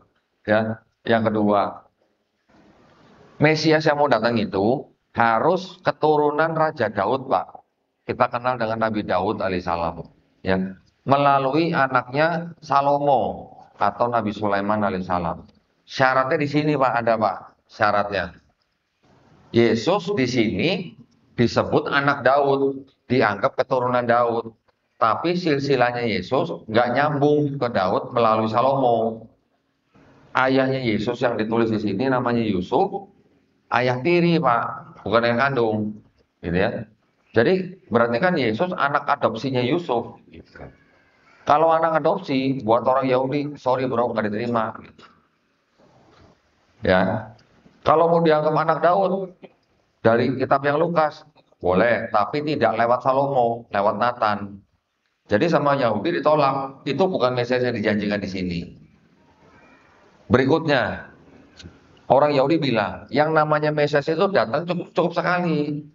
Bukan datang menyelesaikan misi, terus pergi, terus datang lagi gitu. Nah kalau Kristen, Yesus dianggap sudah datang, sudah menyelesaikan misi. Misinya apa? Menebus dosa manusia kan? Mati di atas kayu salib gitu. Sudah diangkat, nanti mau datang lagi sebagai hakim yang adil gitu. Kita umat Islam, sebagian besar kita juga mengimani bahwa Nabi Isa alaihissalam nanti akan datang lagi untuk membunuh Dajjal, mematahkan salib dan membunuh babi gitu ya. Sampai menghapuskan jizyah ya. Walaupun kita sama-sama dengan Kristen percaya bahwa Nabi Isa alaihissalam itu nanti akan datang lagi, bedanya kan kita di Islam tidak menyembah Nabi Isa alaihissalam sebagai Tuhan. Kalau di Kristen kan Yesus turun sebagai hakim yang adil sebagai Tuhan. Gitu. Yahudi boro-boro, nggak ada konsep begitu gitu Mesias. Ya, satu lagi terakhir orang Yahudi bilang Mesias yang akan datang itu nanti dia datang ketika semua manusia di bumi sudah mengenal Hashem gitu Pak. Hashem itu adalah kata ganti untuk menyebut Tuhan yang Maha Esa.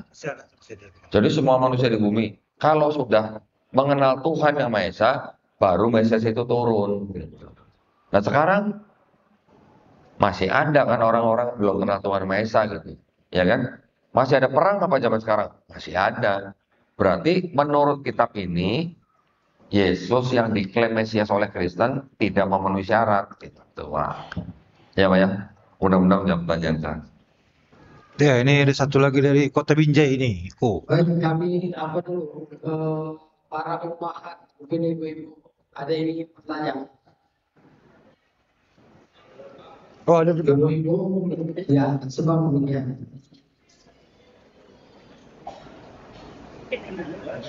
Iya Pak.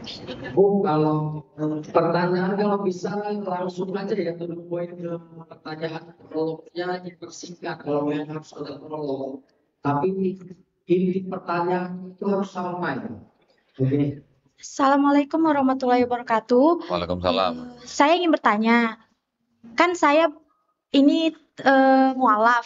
Saya mempunyai saudara, dia belum mualaf, tapi ada rencana dia kan Kristen Protestan, rencana menikah dengan Kristen Katolik. Tetapi kami pihak keluarga jujur tidak mengizinkannya. Kami menyuruh dia untuk mencari kebenaran tentang Islam. Karena memang agama yang benar itu kan Islam. Setelah kami membicarakannya, tetapi dia tetap bersikeras ingin menikah dengan yang Kristen Katolik tersebut.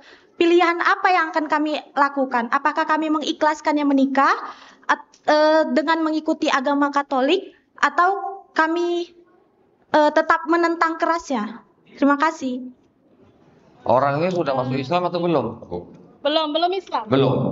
Oh, ya kalau belum ya kita nggak ada paksaan. Langsung Ya di dalam Islam la ikraha fiddin, tidak ada paksaan dalam Islam. Jadi kalau orang itu mau memilih agama dan kepercayaannya dia yang dia yakini, itu hak dia.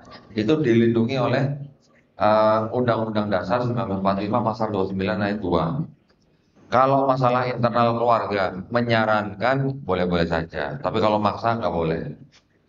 Ya. Baik, silakan yang lain.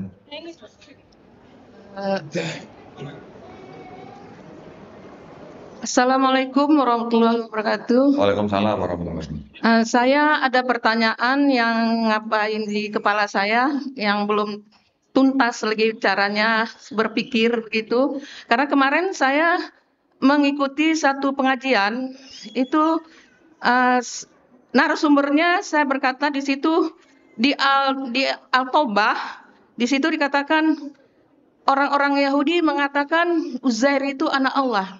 Jadi mungkin saya terkejut karena saya belum pernah mendengarnya bahwa selain dari Nasrani, Isa Al-Masih itu anaknya Allah, putranya Maryam.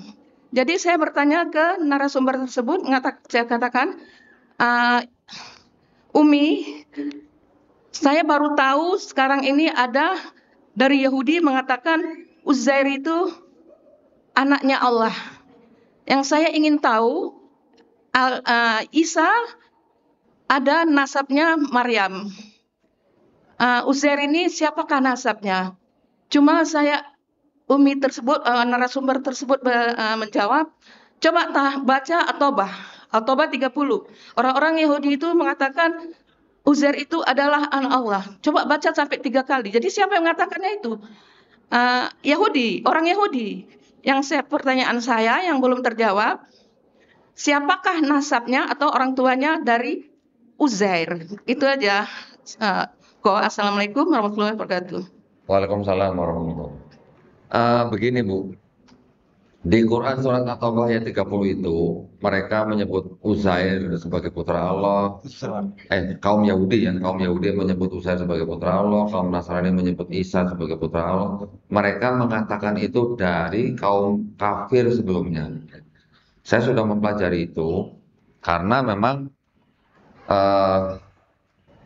kita sekarang tidak bisa menemukan referensi-referensi Yahudi kelompok mana yang menyebut atau menganggap Uzair sebagai putra Allah. Yang saya baca daripada baik dari kalangan Kristen, baik dari kalangan Islam, yang tidak semua orang Yahudi menyebut Uzair putra Allah. Ya Bu ya. Hanya kelompok Yahudi kecil yang ada di Jazirah Arab malah. gitu, bukan yang malah di tempat lain. Gitu. Ya, kelompok kecil ini yang mungkin dianggap sekarang sudah tidak ada, gitu ya Bu ya. Nah, kalau mengenai nasab, saya ada bagannya, kalau apa namanya, silsilahnya, ya. Tapi saya lupa, Uzair itu nasabnya lewat mana saya lupa. Saya ada di studio, ada di laptop juga, tapi laptop saya di hotel juga. Tapi ada saya, itu saya udah punya bagian nasabnya silsilahnya kemana. Tapi yang jelas bahwa yang disebut dengan Uzair putra Allah itu tidak semua kalangan Yahudi yang menyebut ya Bu ya. Tidak semua kalangan Yahudi. Itu yang mungkin bisa saya jawab. Kalau nanti mau tahu tentang silsilah, boleh tinggalin nomor ke Gapai atau MCI nanti supaya kita bisa komunikasi. Ya Bu ya. Ya, atau nanti bisa jadi konten baru tuh kok di YouTube. Ya, ini Bapak ini dari BJ. Assalamualaikum warahmatullahi wabarakatuh. Waalaikumsalam warahmatullahi wabarakatuh. Saya dari Binjai Ustadz, walaupun mungkin Ustadz ke Binjai juga hari Minggu ya Ustadz ya. Lebih apa? Begini tadi sudah disampaikan oleh Ustadz Kohtan ya, bahwa apapun Islam itu wajib mengimani Taurat, Zabur, dan Injil. Tadi ada Ustadz sebutkan di buku yang agak tebal yang dipegang sebelah kiri, itu adalah kitab orang Yahudi, dan kemudian sepertiga adalah pendapat Paus. Nah, jadi kan itu namanya enggak komplit. Artinya begini, kitab tuh enggak boleh satu rukun berganti. Sehingga Taurat, Zabur, dan Injil pasti nggak ada lagi yang asli. Kalau ada yang asli, pasti dalam Quran bilang begini, sembelihan orang-orang ahli kitab dengan bismillah halal dimakan. Berarti, ini pernah saya di pengajian begini, ada Ustadz bilang, saya komplain nggak mau. Kenapa? Karena yang ada sekarang udahlah alam pikiran Paus. Bukan alam pikir, bukan yang diturunkan kepada para nabi, yang wajib juga diimani. Tuh, jadi pertanyaan saya, apakah ada lagi, Ustadz? Saat ini ya, asli, tidak ada satupun rekayasa manusia, Taurat, Zabur, dan Injil. Itu satu. Pertanyaan yang kedua, tadi kan disampaikan kalau orang Islam belajar tentang kitab Taurat, Zabur, dan Injil yang sekarang kitab-kitab Yahudi dan kitab-kitab Nasrani untuk menjadi keyakinan kita, artinya untuk menjadi pelajaran ya, bukan fardu ain ya, wajib juga kita sangka Ustadz. Saya takut gini, kalau imannya nggak kuat, bisa-bisa yang belajar kitab Injil yang perjanjian baru ini sama kitab Yahudi, bisa-bisa dia tertarik ke situ. Ini bukan pertanyaan, bandingan. Tapi kalau kita orang Kristen mempelajari Islam, dia mencari celah untuk menjatuhkan Islam seperti Senok Hargoronye. Tapi ada juga orang, saya tahu, dia belajar Islam, ya, belajar kitab Islam, masuk Islam dia. Kenapa? Karena ya itu tadi dibacanya terbalik.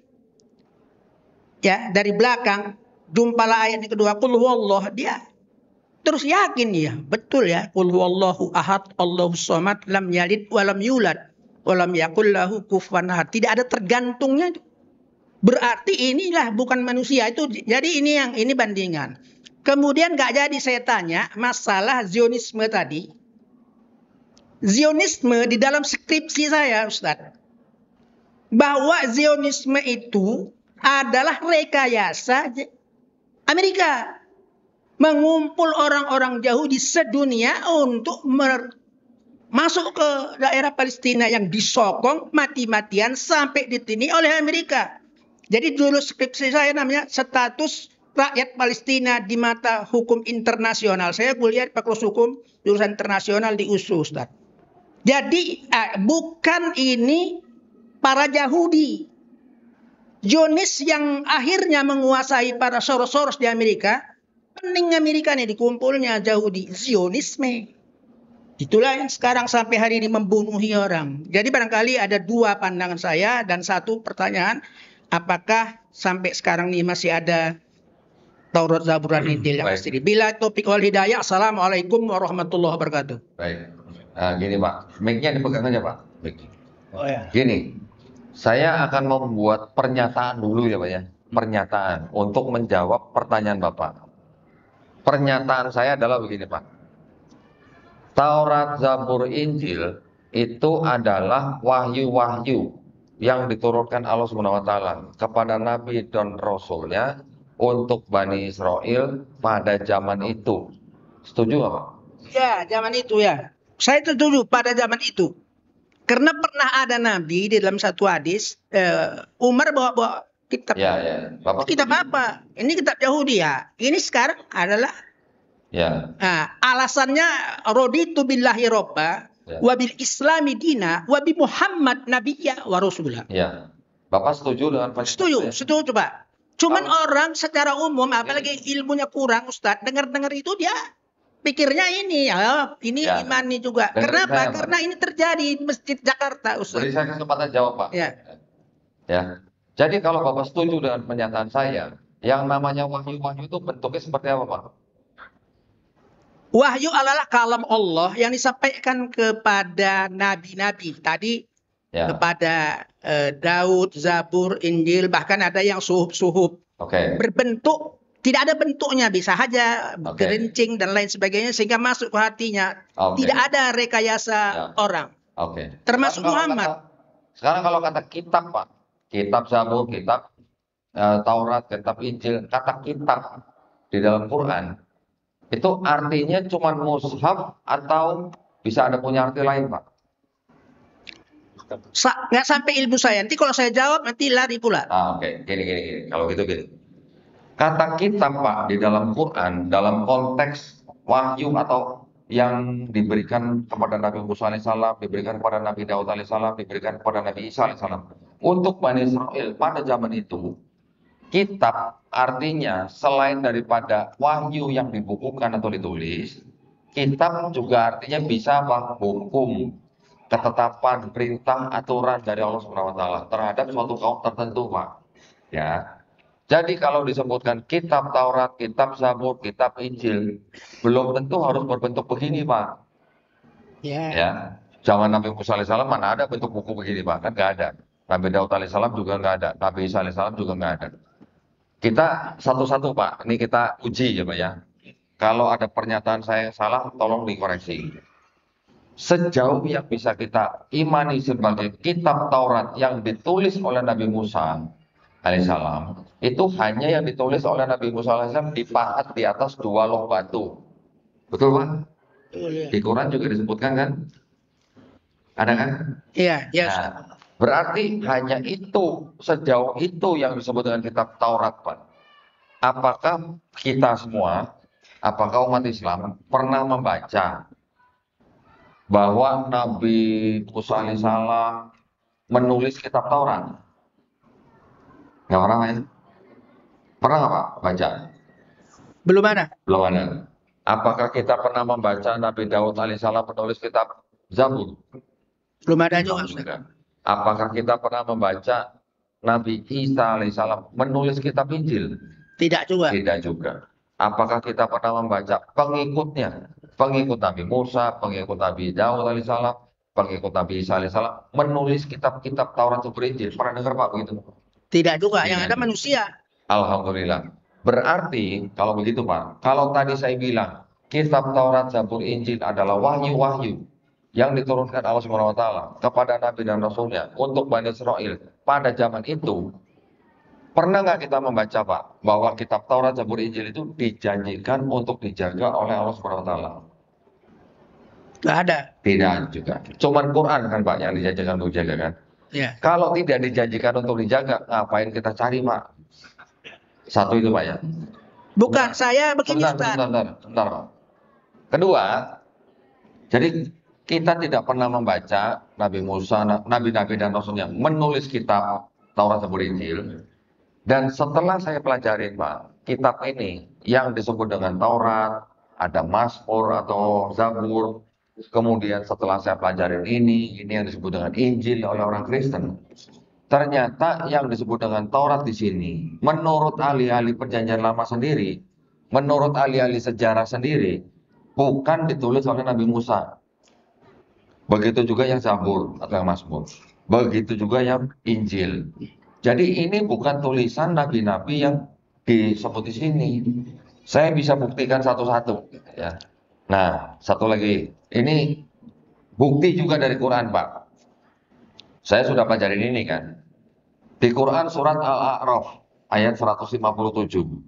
Dikatakan mereka beriman kepada nabi yang ummi, yang namanya tertulis di dalam kitab Taurat dan Injil. Kalau ini disebut kitab Taurat, ini disebut kitab Injil, ada nggak nama Nabi Muhammad SAW di sini? Saya sudah cek, saya sudah pelajarin, tidak ada. Tidak ada ya.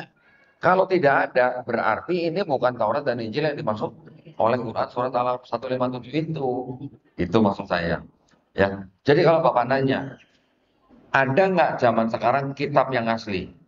Tidak ada, Pak. Namanya wahyu. Itu namanya wahyu. Bentuknya seperti apa, Pak? Pesan. Wahyu. Ya, pesan pengetahuan yang diterima oleh Nabi dan Rasulnya, yang langsung masuk ke dalam kolbunya Nabi, disampaikan kepada Bani Israel. Gitu ya, Iya. wahyu. Ketika Nabi sudah diangkat atau sudah wafat, wahyunya kemana? Yang ikut nabinya. Gitu. Kalau disebut kitab, tidak harus begini, Pak. Kitab itu artinya bisa hukum, ketetapan, perintah, aturan, gitu, Pak. Ya, kemudian satu lagi terakhir. Quran surat Maryam ayat ke-30. Ketika Nabi Isa alaihissalam berkata, aku ini adalah hamba Allah. Dan aku diberikan tulisannya kitab, Pak. Kitab. Dalam kurung baru Injil. Gitu. Apakah Nabi Isa alaihissalam yang berkata pada saat itu, yang masih jadi bayi, Pak, yang masih digendong oleh ibunya, mengatakan menerima kitab, apakah itu bentuknya kitab buku jatuh dari langit? Kan bukan. Tidak, ya. Itu yang dimaksud dengan hukum, ketetapan, perintah dari Allah Subhanahu wa taala untuk Bani Israel, Pak, pada zaman itu gitu. Dan karena tidak dijanjikan untuk dijaga, kita tidak perlu cari, Pak. Karena apa yang ada di dalam Taurat ini, apa yang ada di dalam Zabur, apa yang ada di dalam Injil, itu semuanya juga ada di dalam Quran, Pak. Bahkan kalau yang disebut dengan Ten Commandment di dalam kitabnya orang Yahudi, 10 perintah Allah tulisannya gitu, Pak ya. Di Quran bukan cuma 10, Pak, jadi 100 malah. Gitu. Kalau Quran baru dijanjikan untuk dijaga. Gitu, Pak ya. Mudah-mudahan yang pertanyaan, Pak. Silakan. Baik, terima kasih. Karena keterbatasan waktu, kami mohon maaf kepada para jamaah karena waktu sesi tanya jawab telah berakhir. Ada agenda lagi nih, Pak, selesai acara ini. Kami atas nama panitia mohon maaf atas segala kekurangan dan mohon ampun kepada Allah Subhanahu wa taala, karena kita akan masuk kepada sesi pendampingan syahadat. Untuk sesi pendampingan syahadat ini kami serahkan kepada Ustaz panitia untuk memandunya. Pada Ustaz, kami persilakan. Assalamualaikum warahmatullahi wabarakatuh.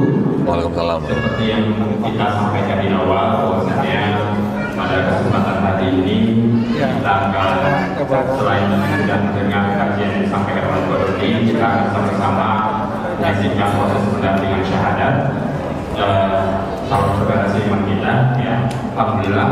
Rencananya itu 2 orang. Oh, Masya Allah. Ya.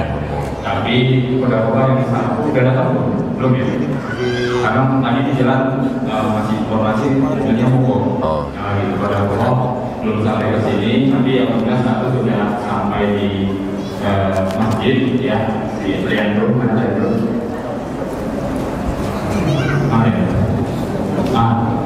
Maju, Leandro.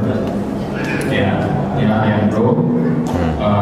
Beliau kelahiran 89, artinya sekarang usianya 35 tahun. Ya. Dan beliau banyak dapat inspirasi justru dari ceramah-ceramahnya. Oh, masa. Alhamdulillah, Masya Allah. Dan beliau juga berlatar belakang Tionghoa, dan dia juga akhirnya dia bisa ketemu langsung ini sama Donitan, ya. Jadi sebagai informasi, beliau ini adalah orang pertama di bulan Desember yang kita dampingi syahadatnya, atau orang yang ke 143 di selama sepanjang 2024, ya.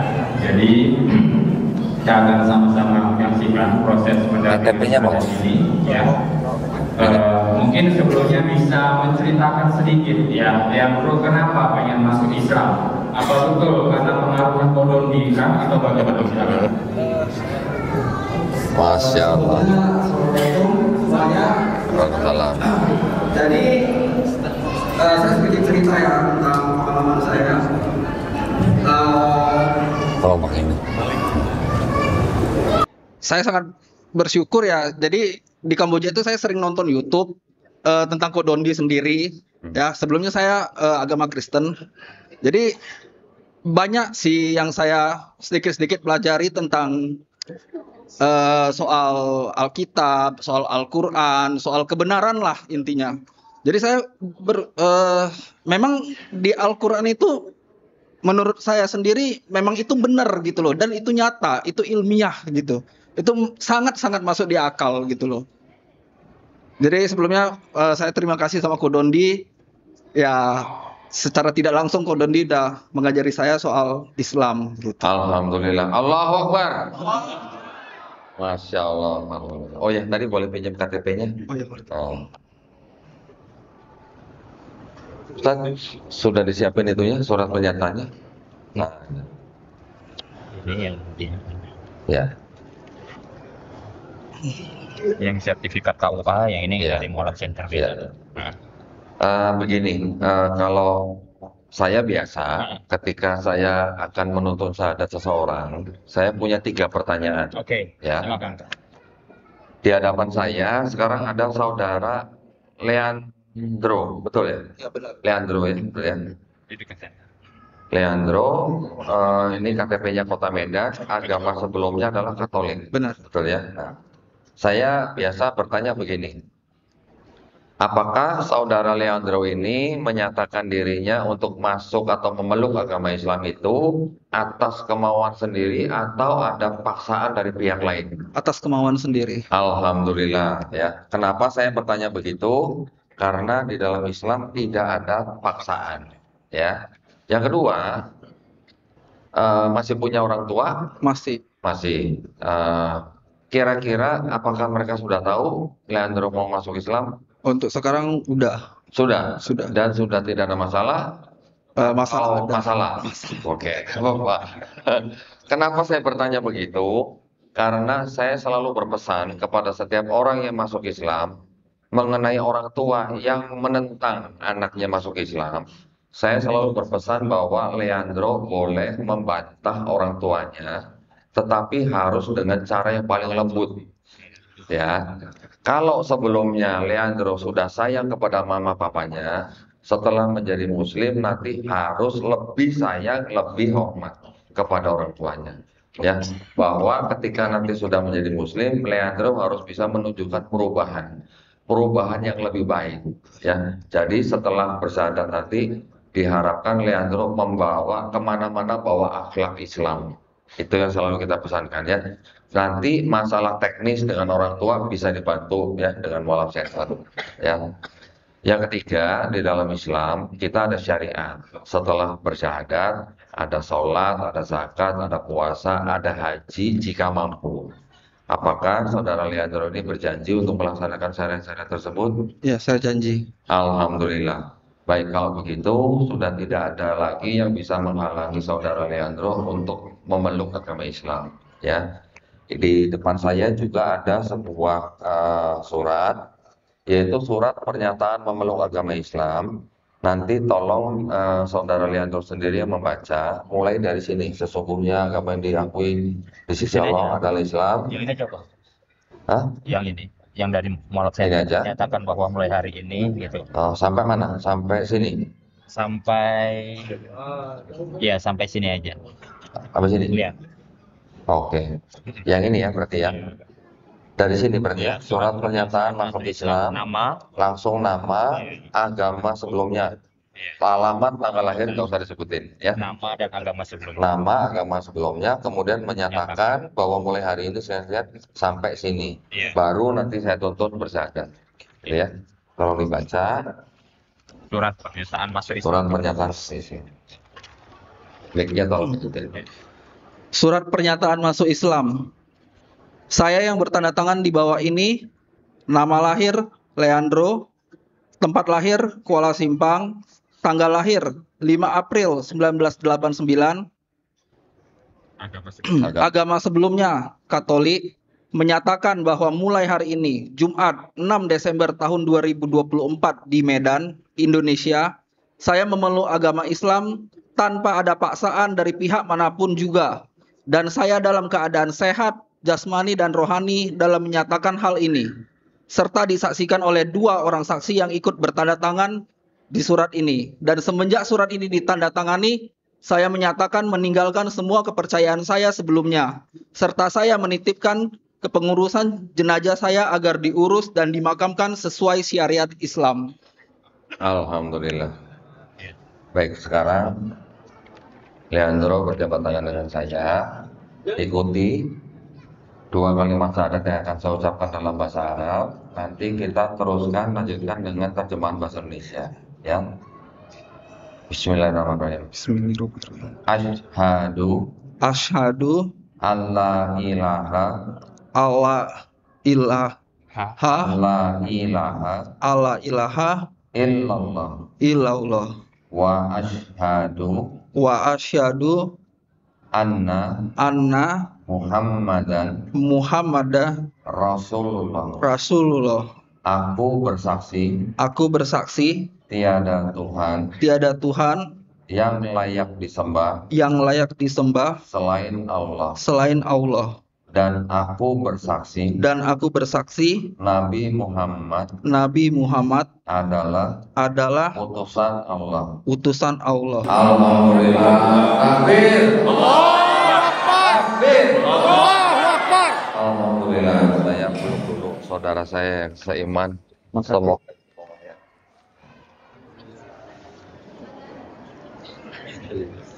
Alhamdulillah, saudara Leandro sudah menjadi seorang muslim.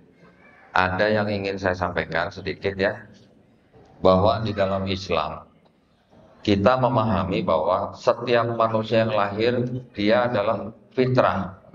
Fitrah dalam arti atau konteks dia seorang muslim. Muslim adalah orang yang berserah diri hanya kepada penciptanya. Ya, ketika orang itu nanti besar dia menjadi Yahudi, Nasrani atau Majusi, itu dikarenakan orang tuanya. Namun ketika orang itu menemukan Islam, mendengar Islam, menerima Islam, bahkan sampai memeluk Islam, orang itu sebenarnya tidak pindah agama, tapi orang itu sebenarnya kembali ke fitrahnya. Ya, itu konsep kita.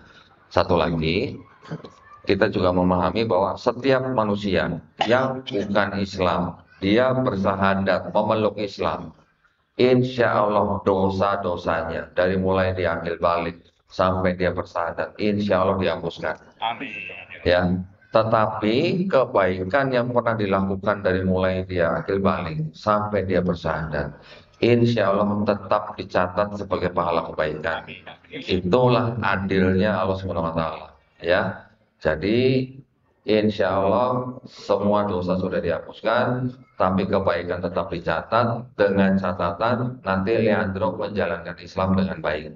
Ya, sekarang Leandro sudah sah menjadi seorang Muslim.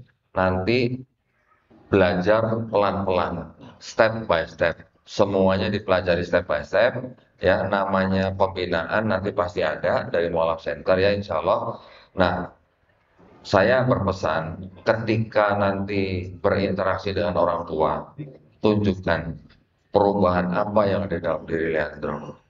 Ya, kalau tadinya sayang kepada mamanya, ditingkatkan. Bahkan di dalam Islam kita diajarkan untuk mengasihi, menghormati, menyayangi ibu kita 3 kali kadarnya lebih tinggi daripada ayah kita.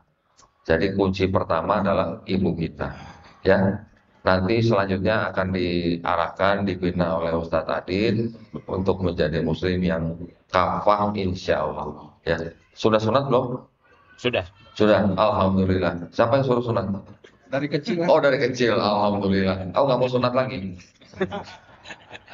Alhamdulillah ya. Kalau begitu kita sama-sama berdoa. Nah, ini saya minta sama-sama berdoa. Kenapa? Karena Leandro sebagai orang yang sekarang dosanya 0 nih. Ini dosanya apa? Doanya insya Allah mudah dijawab Allah SWT. Amin ya Rabbal Doain saudara-saudara kita semua yang ada di sini. Doakan semuanya kita semua di sini istiqomah dan husnul khotimah. Ya, insya Allah kita semuanya menghadap kembali ke Allah SWT dengan keadaan yang baik atau dalam keadaan Islam.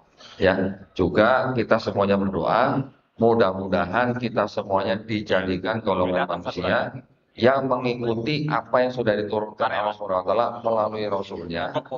Dan juga insya Allah kita dijadikan golongan manusia yang menyaksikan keesaan Allah SWT.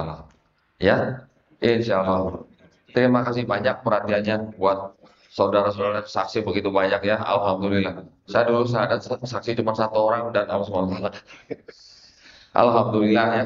Ini semuanya adalah saudara-saudara Leandro dalam iman. Jadi setiap muslim adalah bersaudara. Ya, insya Allah setiap kesulitan yang nanti dihadapi ketika Leandro nanti sudah menjadi muslim, itu semua kita pasti bantu. Jangan mengira masuk Islam tanpa ujian.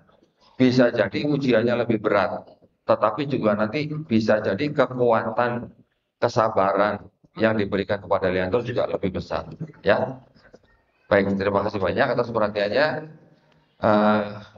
Akhir kata, wabillahi taufiq wal hidayah. Wassalamualaikum warahmatullahi wabarakatuh. Waalaikumsalam warahmatullahi wabarakatuh. Ya, terima kasih Ko Dondi yang sudah mendampingi syahadat Leandro. Mungkin saudara-saudara muslim di sini yang ikhwan, yang akhwat jangan boleh memberikan salaman, pelukan sebagai tanda beliau sudah menjadi saudara seiman kita.